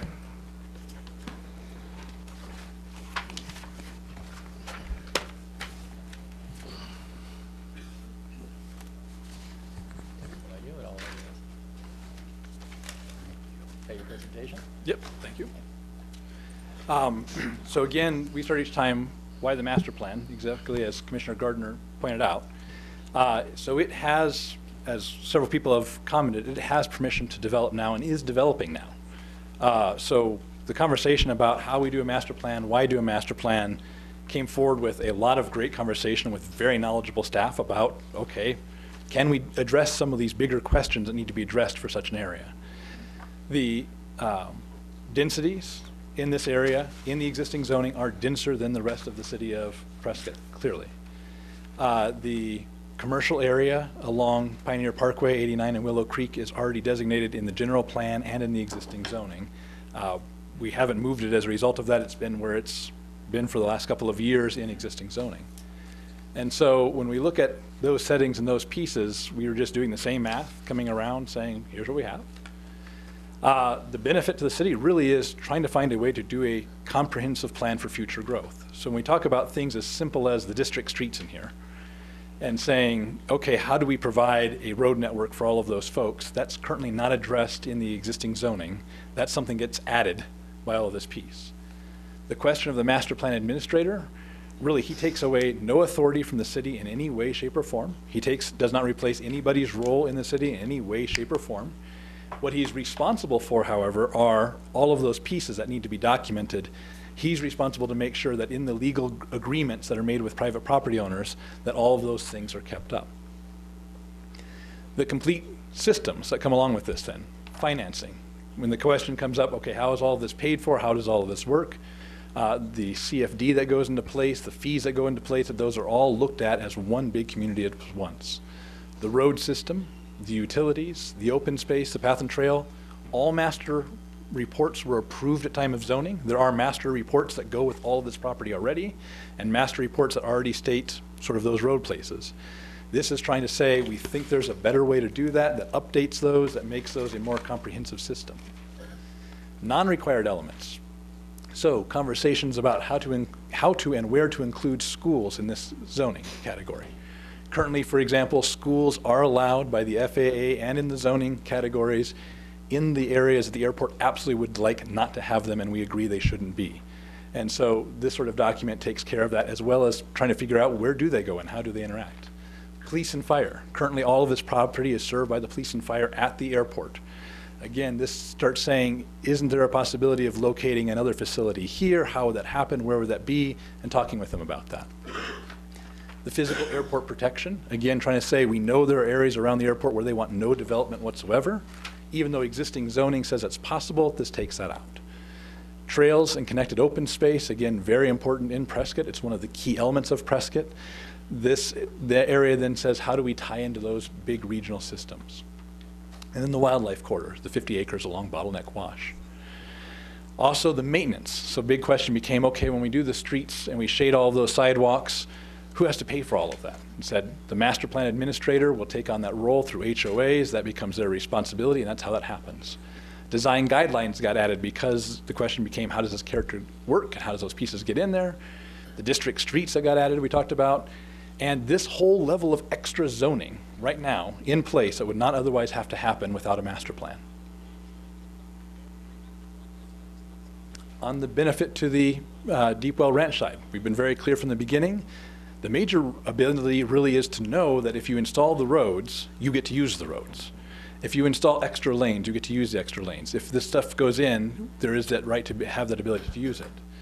The same with the parks and the open space. So for example, as Commissioner Gardner pointed out, we consolidated open space into these key areas and took them out of individual requirements for every single parcel. And so rather than each parcel having a requirement of 50%, we said the parcels in common will have a requirement of 180 acres. 200 of it will be consolidated at the airport. 50 acres of it will be consolidated along the wildlife corridor, trying to make something important and meaningful out of what would otherwise be, unfortunately, perhaps little pieces along parking lots the whole long way. And that we would know what uses are permitted. So as Commissioner Marbeck pointed out previously, when those users come to town and they say, can I or can't I not have my hotel here? We can answer yes or no. Those uses are outlined throughout, and we'll talk about how we change that to make it the city process. And then the ability to respond to market demand, really just in that saying, okay, can we do these pieces in these areas? We've also asked to shorten because of the water allocation by one council hearing, and have the ability to use narrower complete streets like the city has approved for Larkin and the Hacienda. And then known access points for all of those for retail. Because again, as we discussed in the mall setting here, those are very important. If we're going to do a commercial center, those are what those need. Sorry. And so that we get to that question of, we know what we have now, is this better? We outlined all of those pieces in these sections, and what specifically has changed from what you originally submitted. In section 4, we changed the regulatory frameworks. The city's development standards apply to everything in this community. The master plan allows you to amend some development standards, and only those amended by the development, by this master plan, are amended. Everything else is in force, is in place. The amended approval process. So again, only if water is already requested, because a preliminary plat normally goes to this body for site plan review, or for the review of the preliminary plat, and then to council for water allocation. The water allocation will already have happened, so we don't need to go to both bodies. We come here for preliminary plats, council for final plats.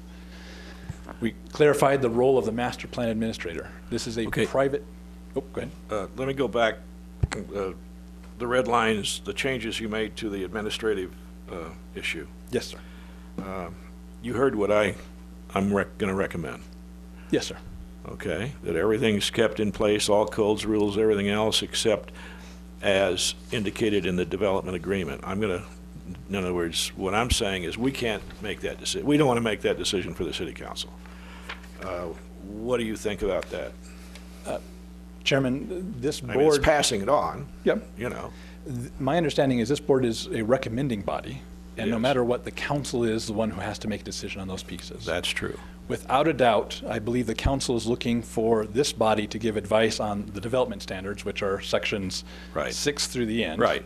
And they are focused on 1 through I 5 agree as completely. the administrative. I'm portion. recommending that we don't recommend. That's what I'm saying here. But but that's not going to be your problem because you're going to be dealing with the city council anyway. We are and have been, yes, sir. Okay, go ahead. Then clarifying the role of the master plan administrator, we did catch one spot in there where it suggested somehow the master plan administrator was a city staff member. That's not the case. It is a private representative. Their job really is to run the HOAs and to make sure that the proper agreements, such as the airport navigation easement, are required of everybody who buys property. There is nothing at all in the document that stops anybody from going directly to their council member, from going to their P&Z board representatives to make that happen. There is nothing in the document that says the council can't rezone this property. There's nothing in the document that says any of the procedures of town can apply to this document.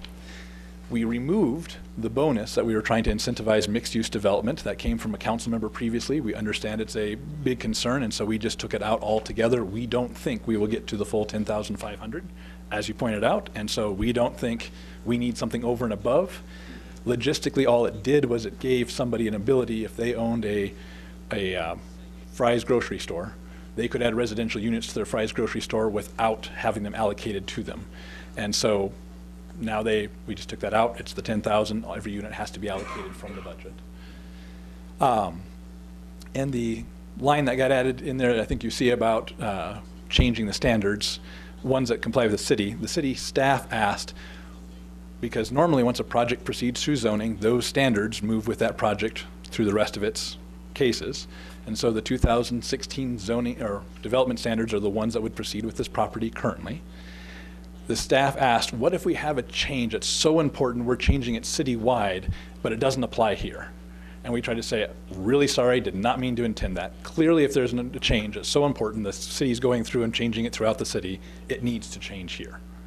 What we were trying to avoid is the condition where the city decides we'd like all street lamps to be gold. We're not going to do it anywhere in the city, but everybody else should do it from now on. It's kind of like, okay, that one's a little hard to swallow. But if, for example, something happened and we said we can't have LED lights, we're replacing all of the LED lights, and from now on we're going to have brand X in all light pieces, we're doing it in the city, you need to do it in your community, absolutely, we will be doing it in this community as well because it's of that sort of importance. And we were trying to express that in the text. We were trying to work that out with the engineering staff. That may need to be re-edited. Understand. Okay.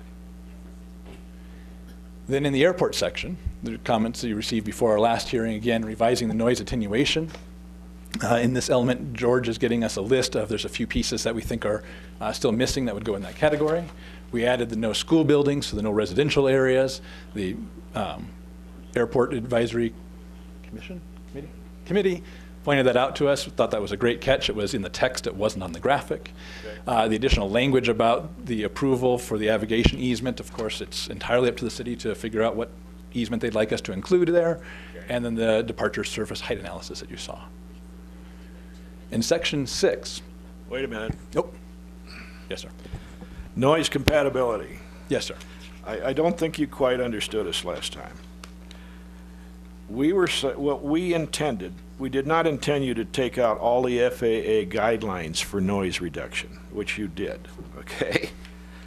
This is kind of an in-your-face thing.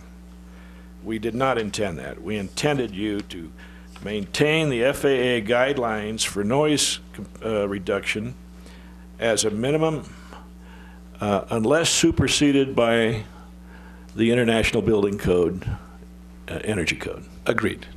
And in the future, International Building Code may have a noise section. I don't know. Agreed. But that's what we intended. We didn't intend you to remove that whole FAA guideline thing, okay? Understand. Okay. Chairman, if I may, we were under the misconception when we went through the list that the new code had included all of those things. George pointed out he thought that there were a few, Mr. Worley. No, even the city code is not up to date as far as the International Building Code requirements. So. Okay. I'm sorry, then the request one more time is that all of this property should be built to the International Building Code?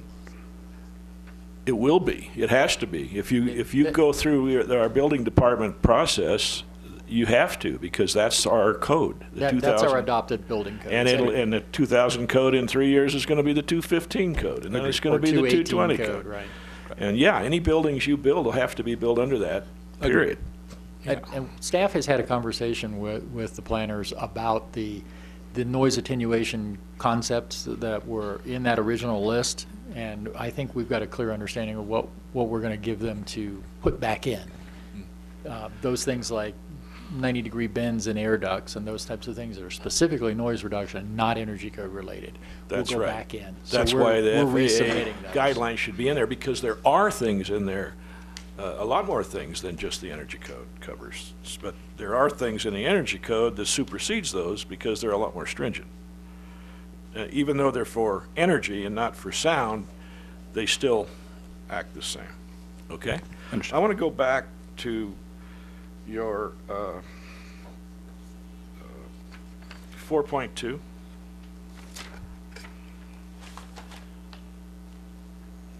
The note on your exhibit 4.2, if a residential use is deemed to be mixed use, vertically or horizontally, the residential dwelling units shall not count. This is something Joe had a problem with.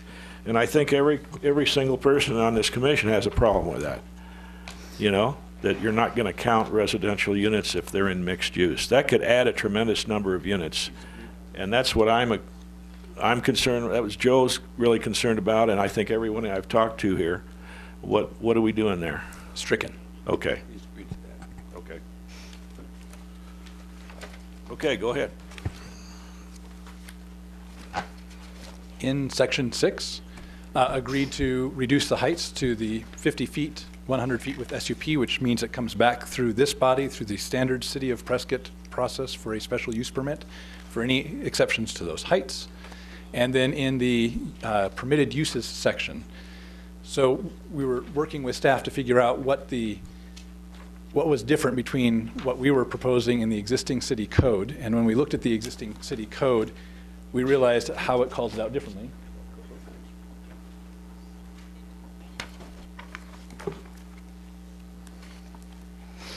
So the uses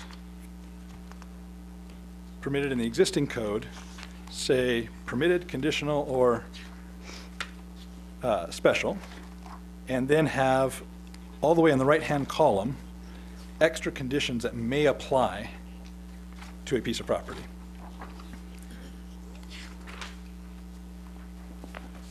Very simply, most of them are permitted, a few C's, a few S's, and then all the way on the right, special conditions, and you look up the section that has those special conditions. Okay, where is that? This is the existing city development.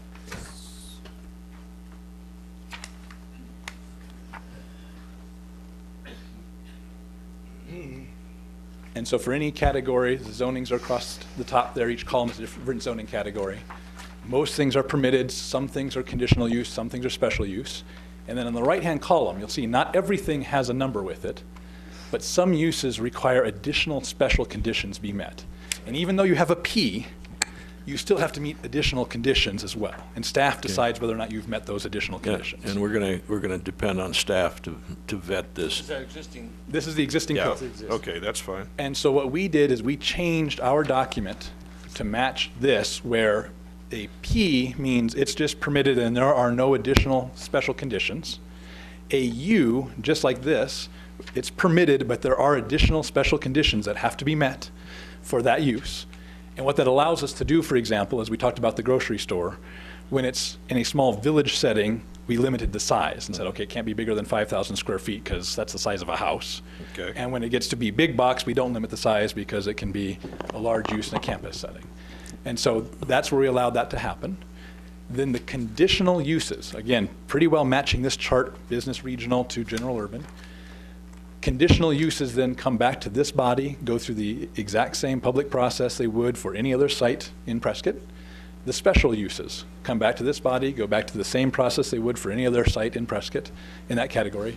Temporary uses, still temporary on that chart, and still go through the City of Prescott temporary use process. Thank you for that, Trevor. My question really is pretty simple. Why don't you just use ours? Because the existing zoning category says, here's where you're going to put business regional, here's where we're going to put mixed use or multifamily residential, and there's no ability to say, okay, can the multifamily residential have a store on the ground floor? There's not a zoning category that allows that. Can the mixed use, can the single family neighborhood have a corner pub? There's no zoning category that allows it. And because we had to just break it into land use groups, we used yours, it's all based off of your code, and just assigns them per the land use group. And so general urban pretty well matches the business regional category. The district crosses it because it allows both grocery store and multifamily. And so it pulls from both business regional and from multifamily. So if I'm hearing you correctly, what you're saying, and I love the concept, that you want some more mixed uses than our current zoning code typically allows? Correct. Is that correct, George? Yes, sir. So we couldn't have a corner grocery store and apartments above it right now? You could, but it would only occur in commercial zoning of one kind or another. So the commercial is the most restrictive as far as the uses go. If you allow for commercial in commercial districts, that also allows for all of the types of residential that we allow in residential. Our zoning is a hierarchy, right? Sort of a setup. So your anticipation, Trevor, of the times that this would be applicable are, give us a couple of examples if you could. Certainly. So just as you were talking about the corner market in a residential multifamily building. Currently in the zoning, you'd have to zone the site for business regional. So now you can do anything from that little corner market all the way up to a Target and the residential next to it. And we had to, when we were blending these uses, it seems very hard to blend the residential into a Target center, but very easy to blend the residential with a commercial market.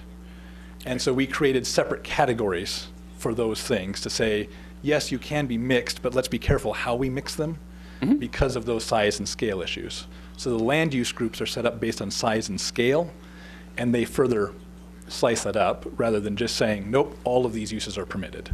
I appreciate that. Thank you for the explanation. And I think that's a great use of some flexibility in the zoning. I've often thought it'd be nice in an apartment complex of sufficient size to have a little grocer downstairs, or a convenience store even, or a pizza parlor, or something where the people could just walk downstairs and get something. We'll give some creativity. Yeah. Although Domino's is taking care of that with Ford Motor too, by having these automated cars deliver your pizza. So, but thank you for that explanation.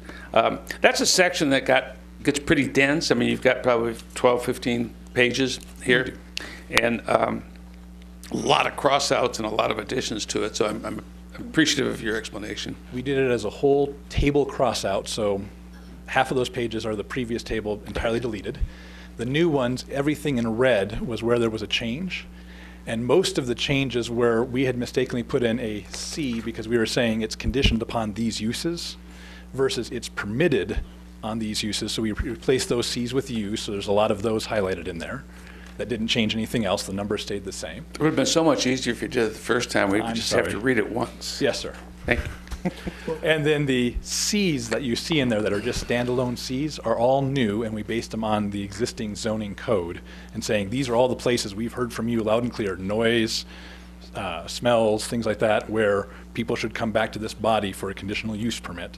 And that's how we pulled them out of the code here and said, nope, those are all Cs, those are all S's. Okay. So the C's and S's are new in that setting. I have one question on that regarding what staff can approve in that, and that sometimes it's a gray area, and so would staff have the ability to say, I think maybe we ought to take this to planning and zoning, that this is a little bigger than what we want to approve at staff, where you got talking about compatible uses. Under the current zoning code, under our land development code, there are few places that would trigger that. Generally, those are unusual circumstances that don't really fit the code language currently. Right. It's not just a whim of staff to bring something before you. We don't do that. There are certain types of things that we specifically can, and they're called out in there. So they're listed specifically that say the the community development director can bring this to the planning commission or refer this to the planning commission for review and recommendation. So in the current code, we very specifically say this can be done that way, that can't be done that way. It's handled at staff It just level. seems like there might be circumstances where you think, well, if we just rubber stamp this, the public is going to come in with rifles and hunt us down, and maybe we ought to take that. So they'll hunt down the commission instead and at least get a day in court to where they can, give some input. Chairman, Commissioner, if I might. So for example, on the table in front of you, the last line in the first top half is swimming pools. They're permitted everywhere except for one category. No. And then off to the right, it says, though, that you have to go look up section 2.4.15, and staff has to say that the pool you're proposing meets those criteria. If it doesn't, it's not permitted. Well, that's a bad example, because I think we'd want the HOA to say no pools, wouldn't we? I don't know. Huh? Yeah. And so we don't have any prohibitions to swimming pools. There are certain criteria that need to be met with them. But let me suggest to you, the same as in the city's existing process, the same in our proposed process, if the staff had that gray area and the staff does not feel comfortable, the staff would then very likely say, we don't think you meet these conditions. You can appeal us to. I see. And this is where the appeal would happen. Or the staff would say, if they were kind enough, we're so uncomfortable that we don't think you meet these conditions. Would you just go see this board rather than us saying no and then them saying yes? Well, I'm expecting staff to vet this pretty good, so that there's not going to be too many holes. We were looking at it yesterday afternoon. I'd like to, I think that's enough going through the red line. I got two specific things I want to talk to you about. Yes, sir. One, you've adjusted your height limits, which is good. And I don't have a problem with the CUP in the GU zone, requirement, allowing that. I do have a problem with changing, you're saying 50 feet. I think the estate should be limited to 35 feet. Well, I mean, I don't think your intent was to change that. In the red lines, the estate is still at the 30. Okay. We actually, I think we said 36. We lowered it to 35. No, if you read it, you could say 50. It's 50 feet, but you need to adjust that, okay? Because I don't think your intent was to change that from 35 to 50. It was not. And Thank you. As I pointed out, the existing multifamily is 40. Right. We're asking for 50. Right. So 40 would be more appropriate. Their open space is 10%. Our current lot coverage is 50%. Okay. And again, I estimated the 1,000 acres for the multifamily, the higher density residential, maximum compared to the current maximum. Okay. I would like to get an acreage on that. I think both of them. We can talk about that height limit again. Is it V, the other one? The Village, yes. Yeah, those both allow the high density housing somewhere in them. They both allow multifamily housing. If you could give me the area of those, because that, to me, is a major change. Okay. Triples the area. Commissioners, any questions so far? Okay, we're pretty gonna start closing this down. If I might because just we have finish two real other. quickly the other sections that you're going to see in that piece. Quickly? Very quickly. Okay. Section 7, the design guidelines, we removed, as you requested, the rules from those pieces and left it just in the design piece, moved all the rules to their appropriate section like loading or drainage. In circulation, made it very clear all arterial streets are per the city standards. Yes. Updated the map so it matched the master report. We also added the transit, the ability to hold for a while a transit center site, because we're hearing that's being expressed as an interest in the city, and bus stops along the arterial streets. Again, the arterial streets are out of our control, but we've shown them in the plans. Are these all under your latest red lines? Have we seen these, George? See, we haven't seen those. We just got them. Because you're eliminating a lot of my conditions of approval. Yeah, all of us. Have we seen them? Which is good. Not all of them have been distributed to you This is a yet. good thing. So all of those have been distributed to the Traffic Engineering Division to review. Thank you. On our list of fire site, police site, we added a transit center site, hearing that loud and clear. The bus stops, again, are on arterials. We don't have control, but we're adding the asterisk to say here's where we're anticipating those to connect to. We added changes to the circulation to accommodate fire, particularly about how we handle one-way streets and 20-foot wide easements and some things like that to allow ability to do hacienda gate houses and entry points, different from the city standard, more like this. Grading and drainage, we incorporated the city comments. We removed the request to lengthen the manhole spacings in the storm drains as currently is allowed, a approval by the city engineer and a special case for those. The same with the water and wastewater. We incorporated the city staff comments. We removed the request to lengthen the valve spacing, took out that whole table. And again, just as may be currently approved by the city engineer in special cases. And so that's where we're at with trying to incorporate everything we've heard from this board into that document. Again, trying to make sure that we were getting all of those, we think, conditions of approval written right in. That's good, because I like to keep the conditions of approval down to a minimum when it happens. Okay, there's one more item I want to go back to, and then we're going to be done with the ranch for today. The approval process. We're in section 4. You did change the subdivision plat approval as going to the Planning Commission, right? Commissioner, that is correct. Okay, that's a good thing. Now, let's talk about site plan approval. The problem with leaving site plan approval up to the development director, I'm going to call you calling the planning director. Is that okay, George? It's a lot easier to remember.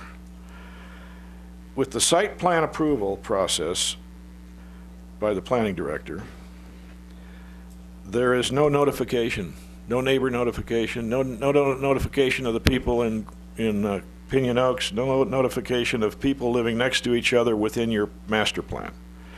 And I think that's a big problem. I think that even within your master plan, people are going to want to know what's being planned next door. And the only way that would happen is if your site plan approval goes to the Planning Commission instead of the planning director. That would automatically trigger notification, right, George? And, you know, I wanted the other commissioners to comment on that because I think it's really important. Well, I wondered if that was even legal as far as the state statute is concerned regarding notifications, that you can't have a master plan that sits there for 40 years where you can do everything underneath of it and cut out the notification process. I don't know. Mr. Legal, what do you think? I think we had some concerns with that. Okay.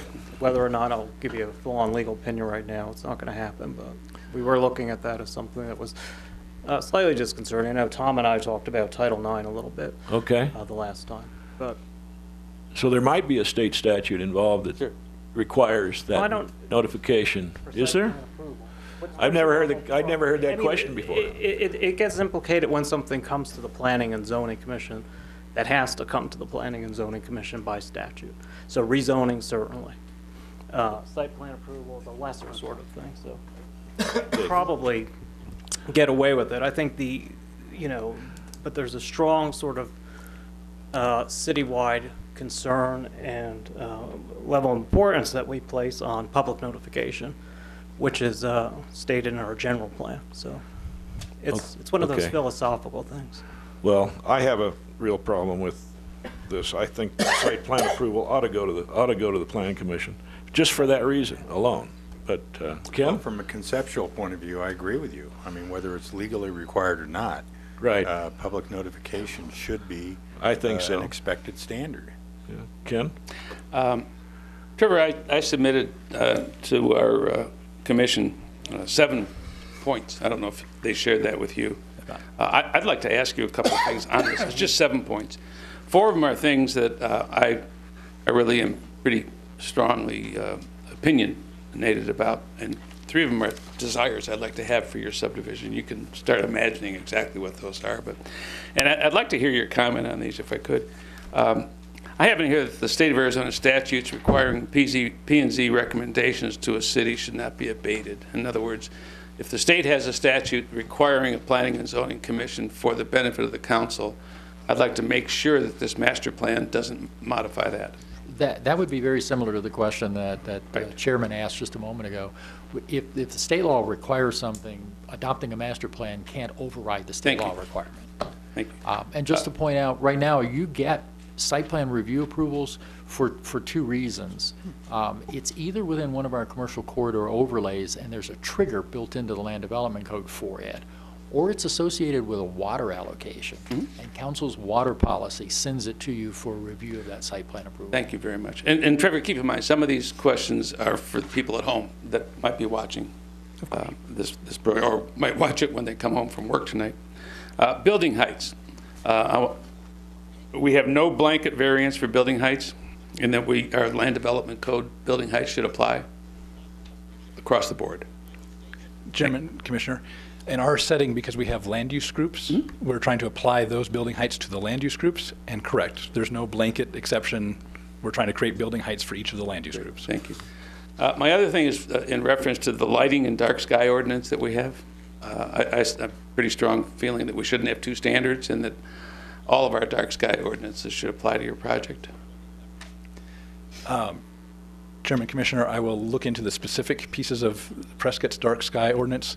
We are without a doubt in compliance with the state's dark sky ordinance. I just have to figure out if there are any additions to that, because we cannot not be in compliance with the state's piece. The city, and nothing we do here could change it anyway.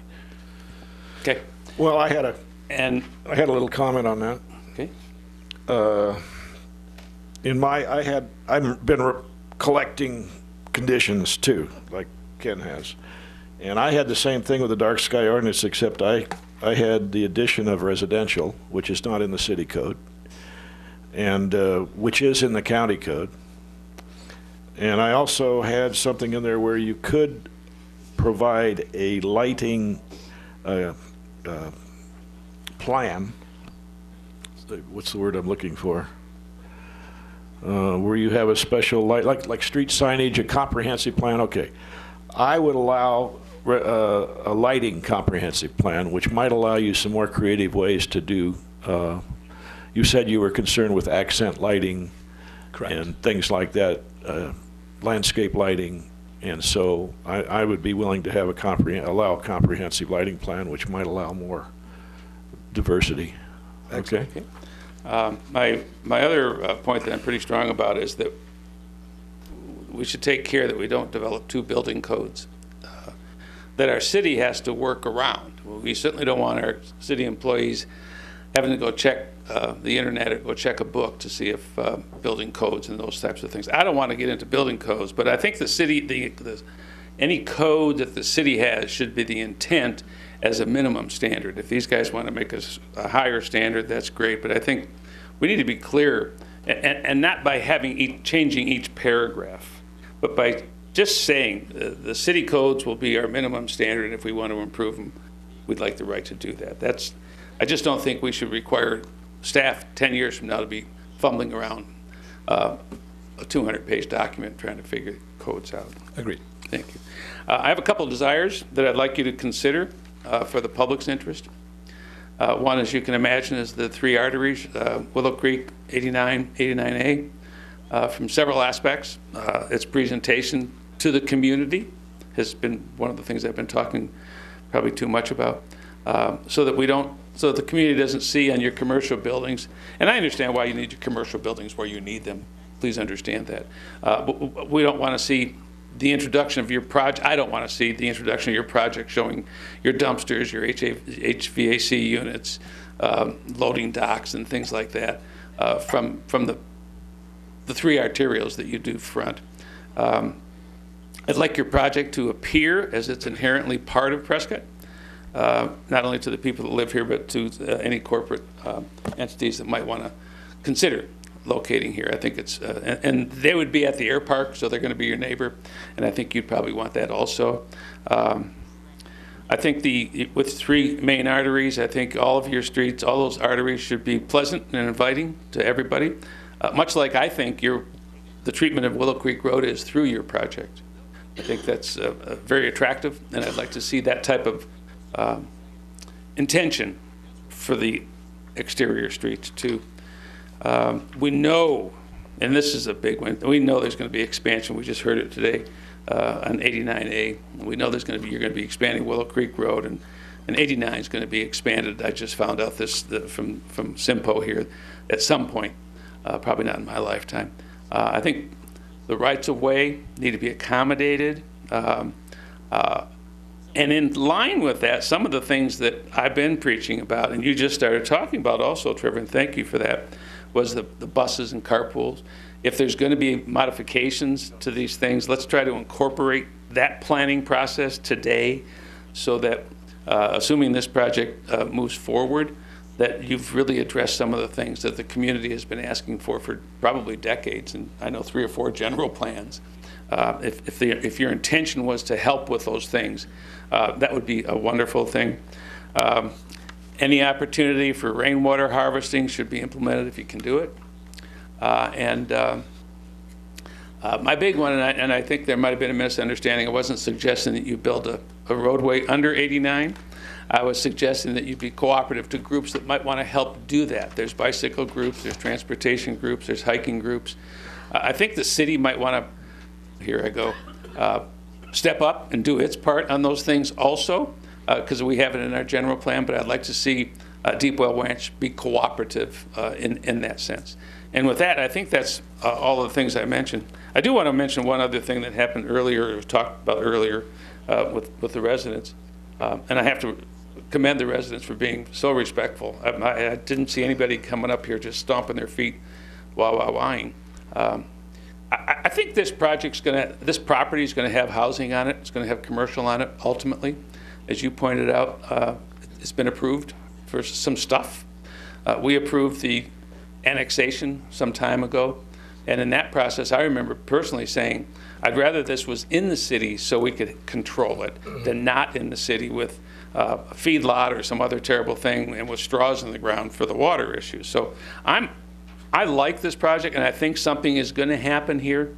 We're not going to stop this. I think our best choice is to make sure that our city is not offended by this project 5, 10, 20, 30 years from now, and that it blends into our community. There's going to be more traffic, yes. There's going to be more water use. There's going to be. But until we stop population growth, this is going to happen in our community. I know I got in an argument with my nephews one time. They were talking about building and development. I said, you know, in 1900, our country had 75 million people. Mid-century, it had about 150 million people. And at the beginning of 2000, we had about 300 million people. We have more now. And the average household size in 1900 was about 4.5 people per house. And we're down to about 2.5. So if you do the math on that, that's like an 8 times increase in residences and buildings. So we're going to have this. Let's make sure we do it the best we can. And I hope you can cooperate with us in that, Trevor. Yes, sir. Okay. I think we're running out of time to talk about Deep Well because we've got 2 other issues we have to deal with. I need time, we all need time to consider the conditions of approval that I've asked each of you guys to do. Of course, Ken jumped the gun and already went through his, but and you kind of blew your speech for 2 weeks from now. I did. But No, that's okay. fine. I'm All done. Can I ask? Anyway, so we need time to go through all the conditions of approval that we've been gathering from the people in the audience in all the meetings and from each other. And next meeting, we'll be concentrating on those conditions. Okay? We will have much of that information Right. available And to so I you. need that information before that next meeting. We will not have the engineering specific comments. That's okay. We will not likely have the airport specific comments. Okay. Those are going to come to you at the Okay, but subsequent we're meeting going to after that. concentrate on conditions at the next meeting, which is in 2 weeks, everybody, right? George? The 14th. Oh, yeah. Well, I had a process question that was regarding when we're like honing in on 35-foot heights for single-family homes. Do we still retain the Board of Adjustment process so that if there's a difficult lot that you just can't really fit it in there, would they be able to come forward and be lot specific? I don't think so. Don't believe the master plan Not has within the master taken out plan. the possibility of a variance through the process, so there's. That there's would some still be there, specific- wouldn't it? A But they would process of handle that within their own variance. administration, Yeah, okay. right? Yeah. Yeah. Yeah, because we want to keep Okay. that from a practical standpoint. Okay, anybody else, commissioners, before we put this away till the next meeting? It would certainly help if we got, I think, a whole new package. I mean, we've got, what, 3 revisions? Yep. And it's, okay, does this revision, You know what the solution is? 3-ring binder. Chairman, Commissioner, we'll gladly get it to you in any format. Would you like it strike through or just complete finish? Red line. No, that's fine. I think, what you're proposing, I don't, the red lines, I would rather see, what you hope to have us act on when we vote on it. Just- If they want to submit your red lines as we go along, so be it. I mean, we'll just Can you stay send up that with it. electronically? So if we want red lines, we could have to read it that way? We can take order right As now long and as get the- you whichever one you like. As long as and planning print it department and gets it look to at us in a timely manner. Okay, everybody, we're going to move on. Thanks, everybody, for coming. I've got to move on to regular action item. CC 17002, Comprehensive Sign Plan for Mountain Oak School. George? Sir, I believe we may all want to take a deep breath because we haven't actually talked about anything other than Deepwell Ranch for several months. This is a relatively simple request for a comprehensive sign plan for a very particular reason and a very particular use. So it's Mountain Oak School, it's on Willow Creek Road. There's a very large setback, a play field, an open area in front of the school. Because it's zoned residential, it's a single-family residential zoning. Because it's zoned residential, the current sign code would only allow 6 square feet of sign on the building. Okay. And 6 square feet of sign on the building might get the M in Mountain Oak visible to the street at 350-foot setback that they have. So they've requested a larger size sign, so it's approximately 36 square feet, which really Is this isn't a very okay with- large sign. Is this okay with staff? Very much so. It's an unusual circumstance that we don't generally have a large facility like this, zoned single family, Okay. proposing to develop with signage. So we have no objection from the staff standpoint. It's interesting. I talked to the original, years ago, the original architect on this church. This is an old church, you know that. Yes. And he had originally designed that as having an additional church building built on the front of it. That's correct. In other words, show me the site plan. Okay. He designed this church to be added onto by another structure, and of course, it never happened. The properties, actually, there's been some discussion about breaking off the front piece and having it developed separately. Didn't we look at that one time as an office, perhaps? Yes, there was a potential for an that's office. right. In Yeah. fact, they did a general plan amendment, but didn't do a rezoning to allow it. So the zoning is still single-family all the way up to Willow Creek Road. So they want to replace the existing monument sign with a slightly larger, but matching the building style, and a slightly larger sign on the wall of the building itself. So it's going to be a lighted sign on the building and That's a different, correct. and a little larger monument sign. So they're doing what's called halo lighting for the Oh, here it lettering is, on the okay. building. So the halo lighting is very muted. You can still read it. It does not contribute to dark sky light pollution. Commissioners? Anybody got a problem with it? No, I think it's very appropriate. Okay. Anybody? Comments? I No? agree. I think it's very appropriate. Okay, we'll go ahead. I'll entertain a motion. Motion to approve. Anybody? I make a motion to approve. Is there a number on it? Yeah, right here. Is this a zoning? CC 17002. Is that a second? Bill's ready. Second. Okay. Bill's ready to fire. Bill is. I have a motion and a second. All those in favor, raise your right hand. Say aye. Okay. Aye. All right, onward. Bill made his first motion.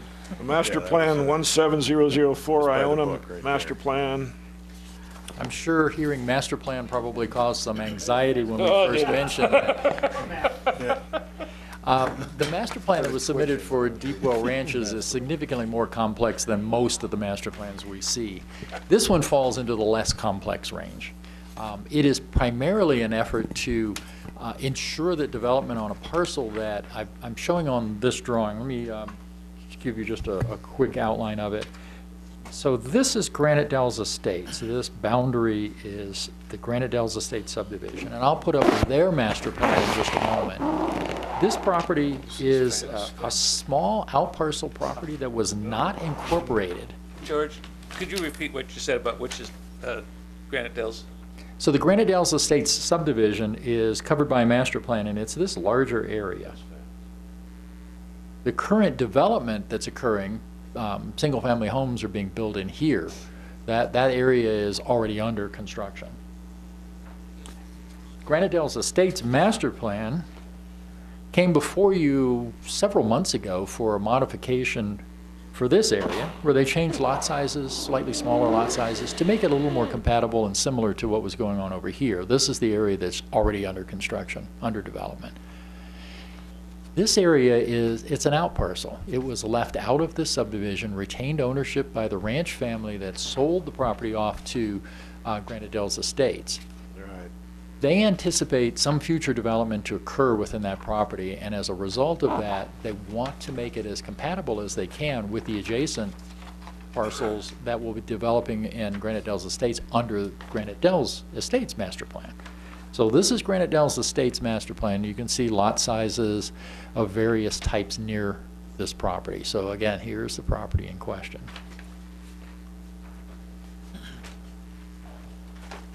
What they've shown you in their master plan, and they've got a lot of background information, similar information that I just showed you.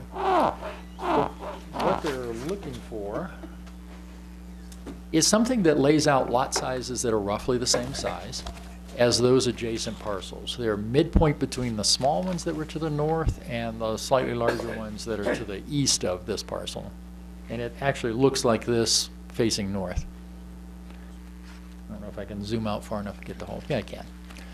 So their intention is to create those lots. They have provided us what they anticipate to be future setback requirements, but that would actually occur and be attached to a subdivision plat in the future. So while they're showing us approximately what they would be, they're not going to be tied to they won't be tied to the actual lot creation until they do a subdivision plat, and then those setbacks would be applied at that time. They are providing relatively large areas of open space, internal park area along with buffer open space, and an entry. It would be a gated entry, at least it appears to be a gated entry with the intention of providing some limited access to this subdivision, as is something similar to what's going on in parts of Granite Dells Estates. So again, their intention is to try to make sure that this development is compatible with what's adjacent. And I think we do have a representative here of the applicant. I think the intention is to provide for sale of this property at some point in the future and to tie that future property owner to development so that it is compatible. This is to reassure the family that it is a compatible development. We do have a representative here who may be able to give you some more information. How do the 50 by 80 lot size compare with what's going on next door to it?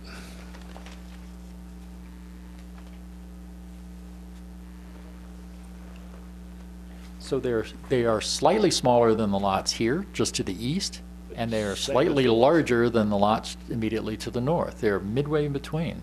Okay. And George, is the 20 feet setback the face of the garage? We would require that as part of the subdivision plat, so that's been a standard throughout. It's noted here. For some reason, I thought we'd gone to 22. We generally ask for 22 because that's how long trucks are today. But we measure to the backside of the curb. I thought it was 21. It's 25, isn't it, George? No, it's the 20. from the garage to the back of the sidewalk. Anyway, we call out 22 as a requirement to the back of the sidewalk or to the back side of the curb to allow Right. parking in the driveway. I thought it was 'cause 21. they note 20, but that's a yard setback, so, okay. Yeah, it should be 21 minimum. And again, that yard setback is to the property line, not the curb. So you do have the additional space there for, to allow for parking to overhang. Where'd you see the lot size? It's on page 3.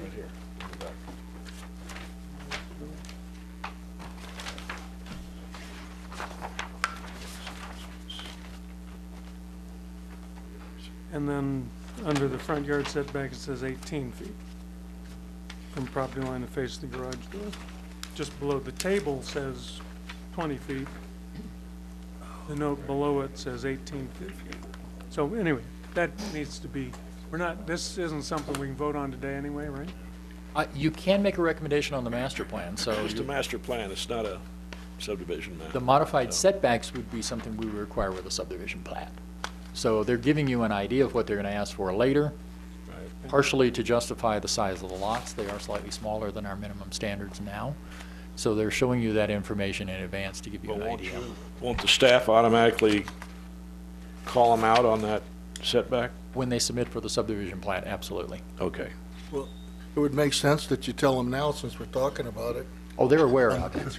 It's just not something that normally goes into a master plan. Okay. No, but you communicate in general too, don't you?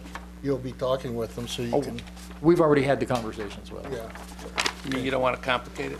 Yeah, why don't you just unnecessary to redraw something, later on if we can avoid their extra effort. Well, this is just conceptual master plan anyway, right? Okay, so Yeah, if it's there's, conceptual, but when you put in specific numbers, then then it, starts. well, that's not so true. conceptual. That's true. Yes, we just spent several hours talking about that very concept with the previous master plan. We do have a representative here of the planning company that's done this for them. And if you have questions, I'm sure they'd be happy to answer your questions. Not really, but you have anything you want to tell us? What a wonderful project this is going to be or something? And thank you for your patience. Yeah, I just wanted to confirm that this is very conceptual. What we've provided with you is that we haven't done much MPDs up in Prescott. So typically in other cities, they require the more detail. Okay. What we put here was just the most intense that we would go for. It is more likely that when we come before you guys again for the subdivision plat, when we have an actual builder at the time, we would actually not even have as many lots, and the lot sizes would be larger, and we'd obviously accommodate the setback requirements and all that stuff. So we just wanted to give you an idea. We're going forward with this because we recognize that Granite Dells is surrounding the site, and we're trying to avoid in the future of a rezone when you already have neighbors in place who then all of a sudden don't want you to have what they have. So we're just trying to guarantee that for our. They do that? Well, no, it's, you know what I mean. Will So- there be sidewalks? Of course, yes. Okay. It'll be gated. We probably likely have the retention obviously is going to be on the north side by the clubhouse because that's just where it falls. But everything will have standard requirements by city code. Okay. But you understand what we've been talking about, from the front of the garage to the back of the Right. sidewalk, we Yep. have a certain requirement that's To fit the 21, truck. 22, 21. Right, and we want to avoid any overhangs and Yeah. stuff like that. Right, So. okay. And you come at a great time because, master plan I can vote for. I guess they wore you down and. Maybe it is good you were last on the agenda. Go home happy, man. Are they grading any of that land now? This piece? Yes. No, the owner actually that had, they are probably going to hold it for at least another 5 years or so. They just want to make sure, they're going to let everything develop around it. And then, Because there's a lot of yellow equipment going around in that same area right now, really doing mass grading in the areas, and you can see them moving forward, especially to the north of that, quite a lot. So some of that is the work in this area to get the infrastructure out here, and then you'll see. But the old house will be there for a while? it will be there for a while, and then we wanted to make sure by doing this that the neighbors that do come in do understand it's not a permanent open space with a barn, because that's not what it's going to be. So. Okay, Commissioners, questions? I like the fact that you're going to utilize low water use and native plants. And I certainly would encourage the option for residents to consider rainwater harvesting, at least as an option, as they are informed of the possibility and very strong likelihood of increased water usage rates, and this is a way to mitigate that, should they elect that option. Okay, anything else? Commissioners, comments? Are these plants that you have on here, plants that you know will grow in Prescott? Yeah, we had our landscape architect. Who was that? Well, she works for us. Her name is Valerie. She's at the planning center. She's out of Phoenix? Yeah, but she's done stuff statewide and actually nationally as well. Okay, because the city does have a plant list. Okay, palette. Yeah, we've advised them of that. Some of these don't Plant grow palette. here. Okay, we can act on this today? You can, sir. I will entertain a motion. I move for approval of MP 17004. Make sure you get the right number. Yes. Okay. Second. Looks right.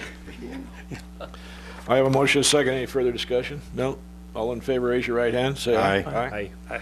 Okay, thanks a lot. Anything else, George? I have nothing else for you this morning. Okay, we're adjourned. Good job, Tom. We got something done.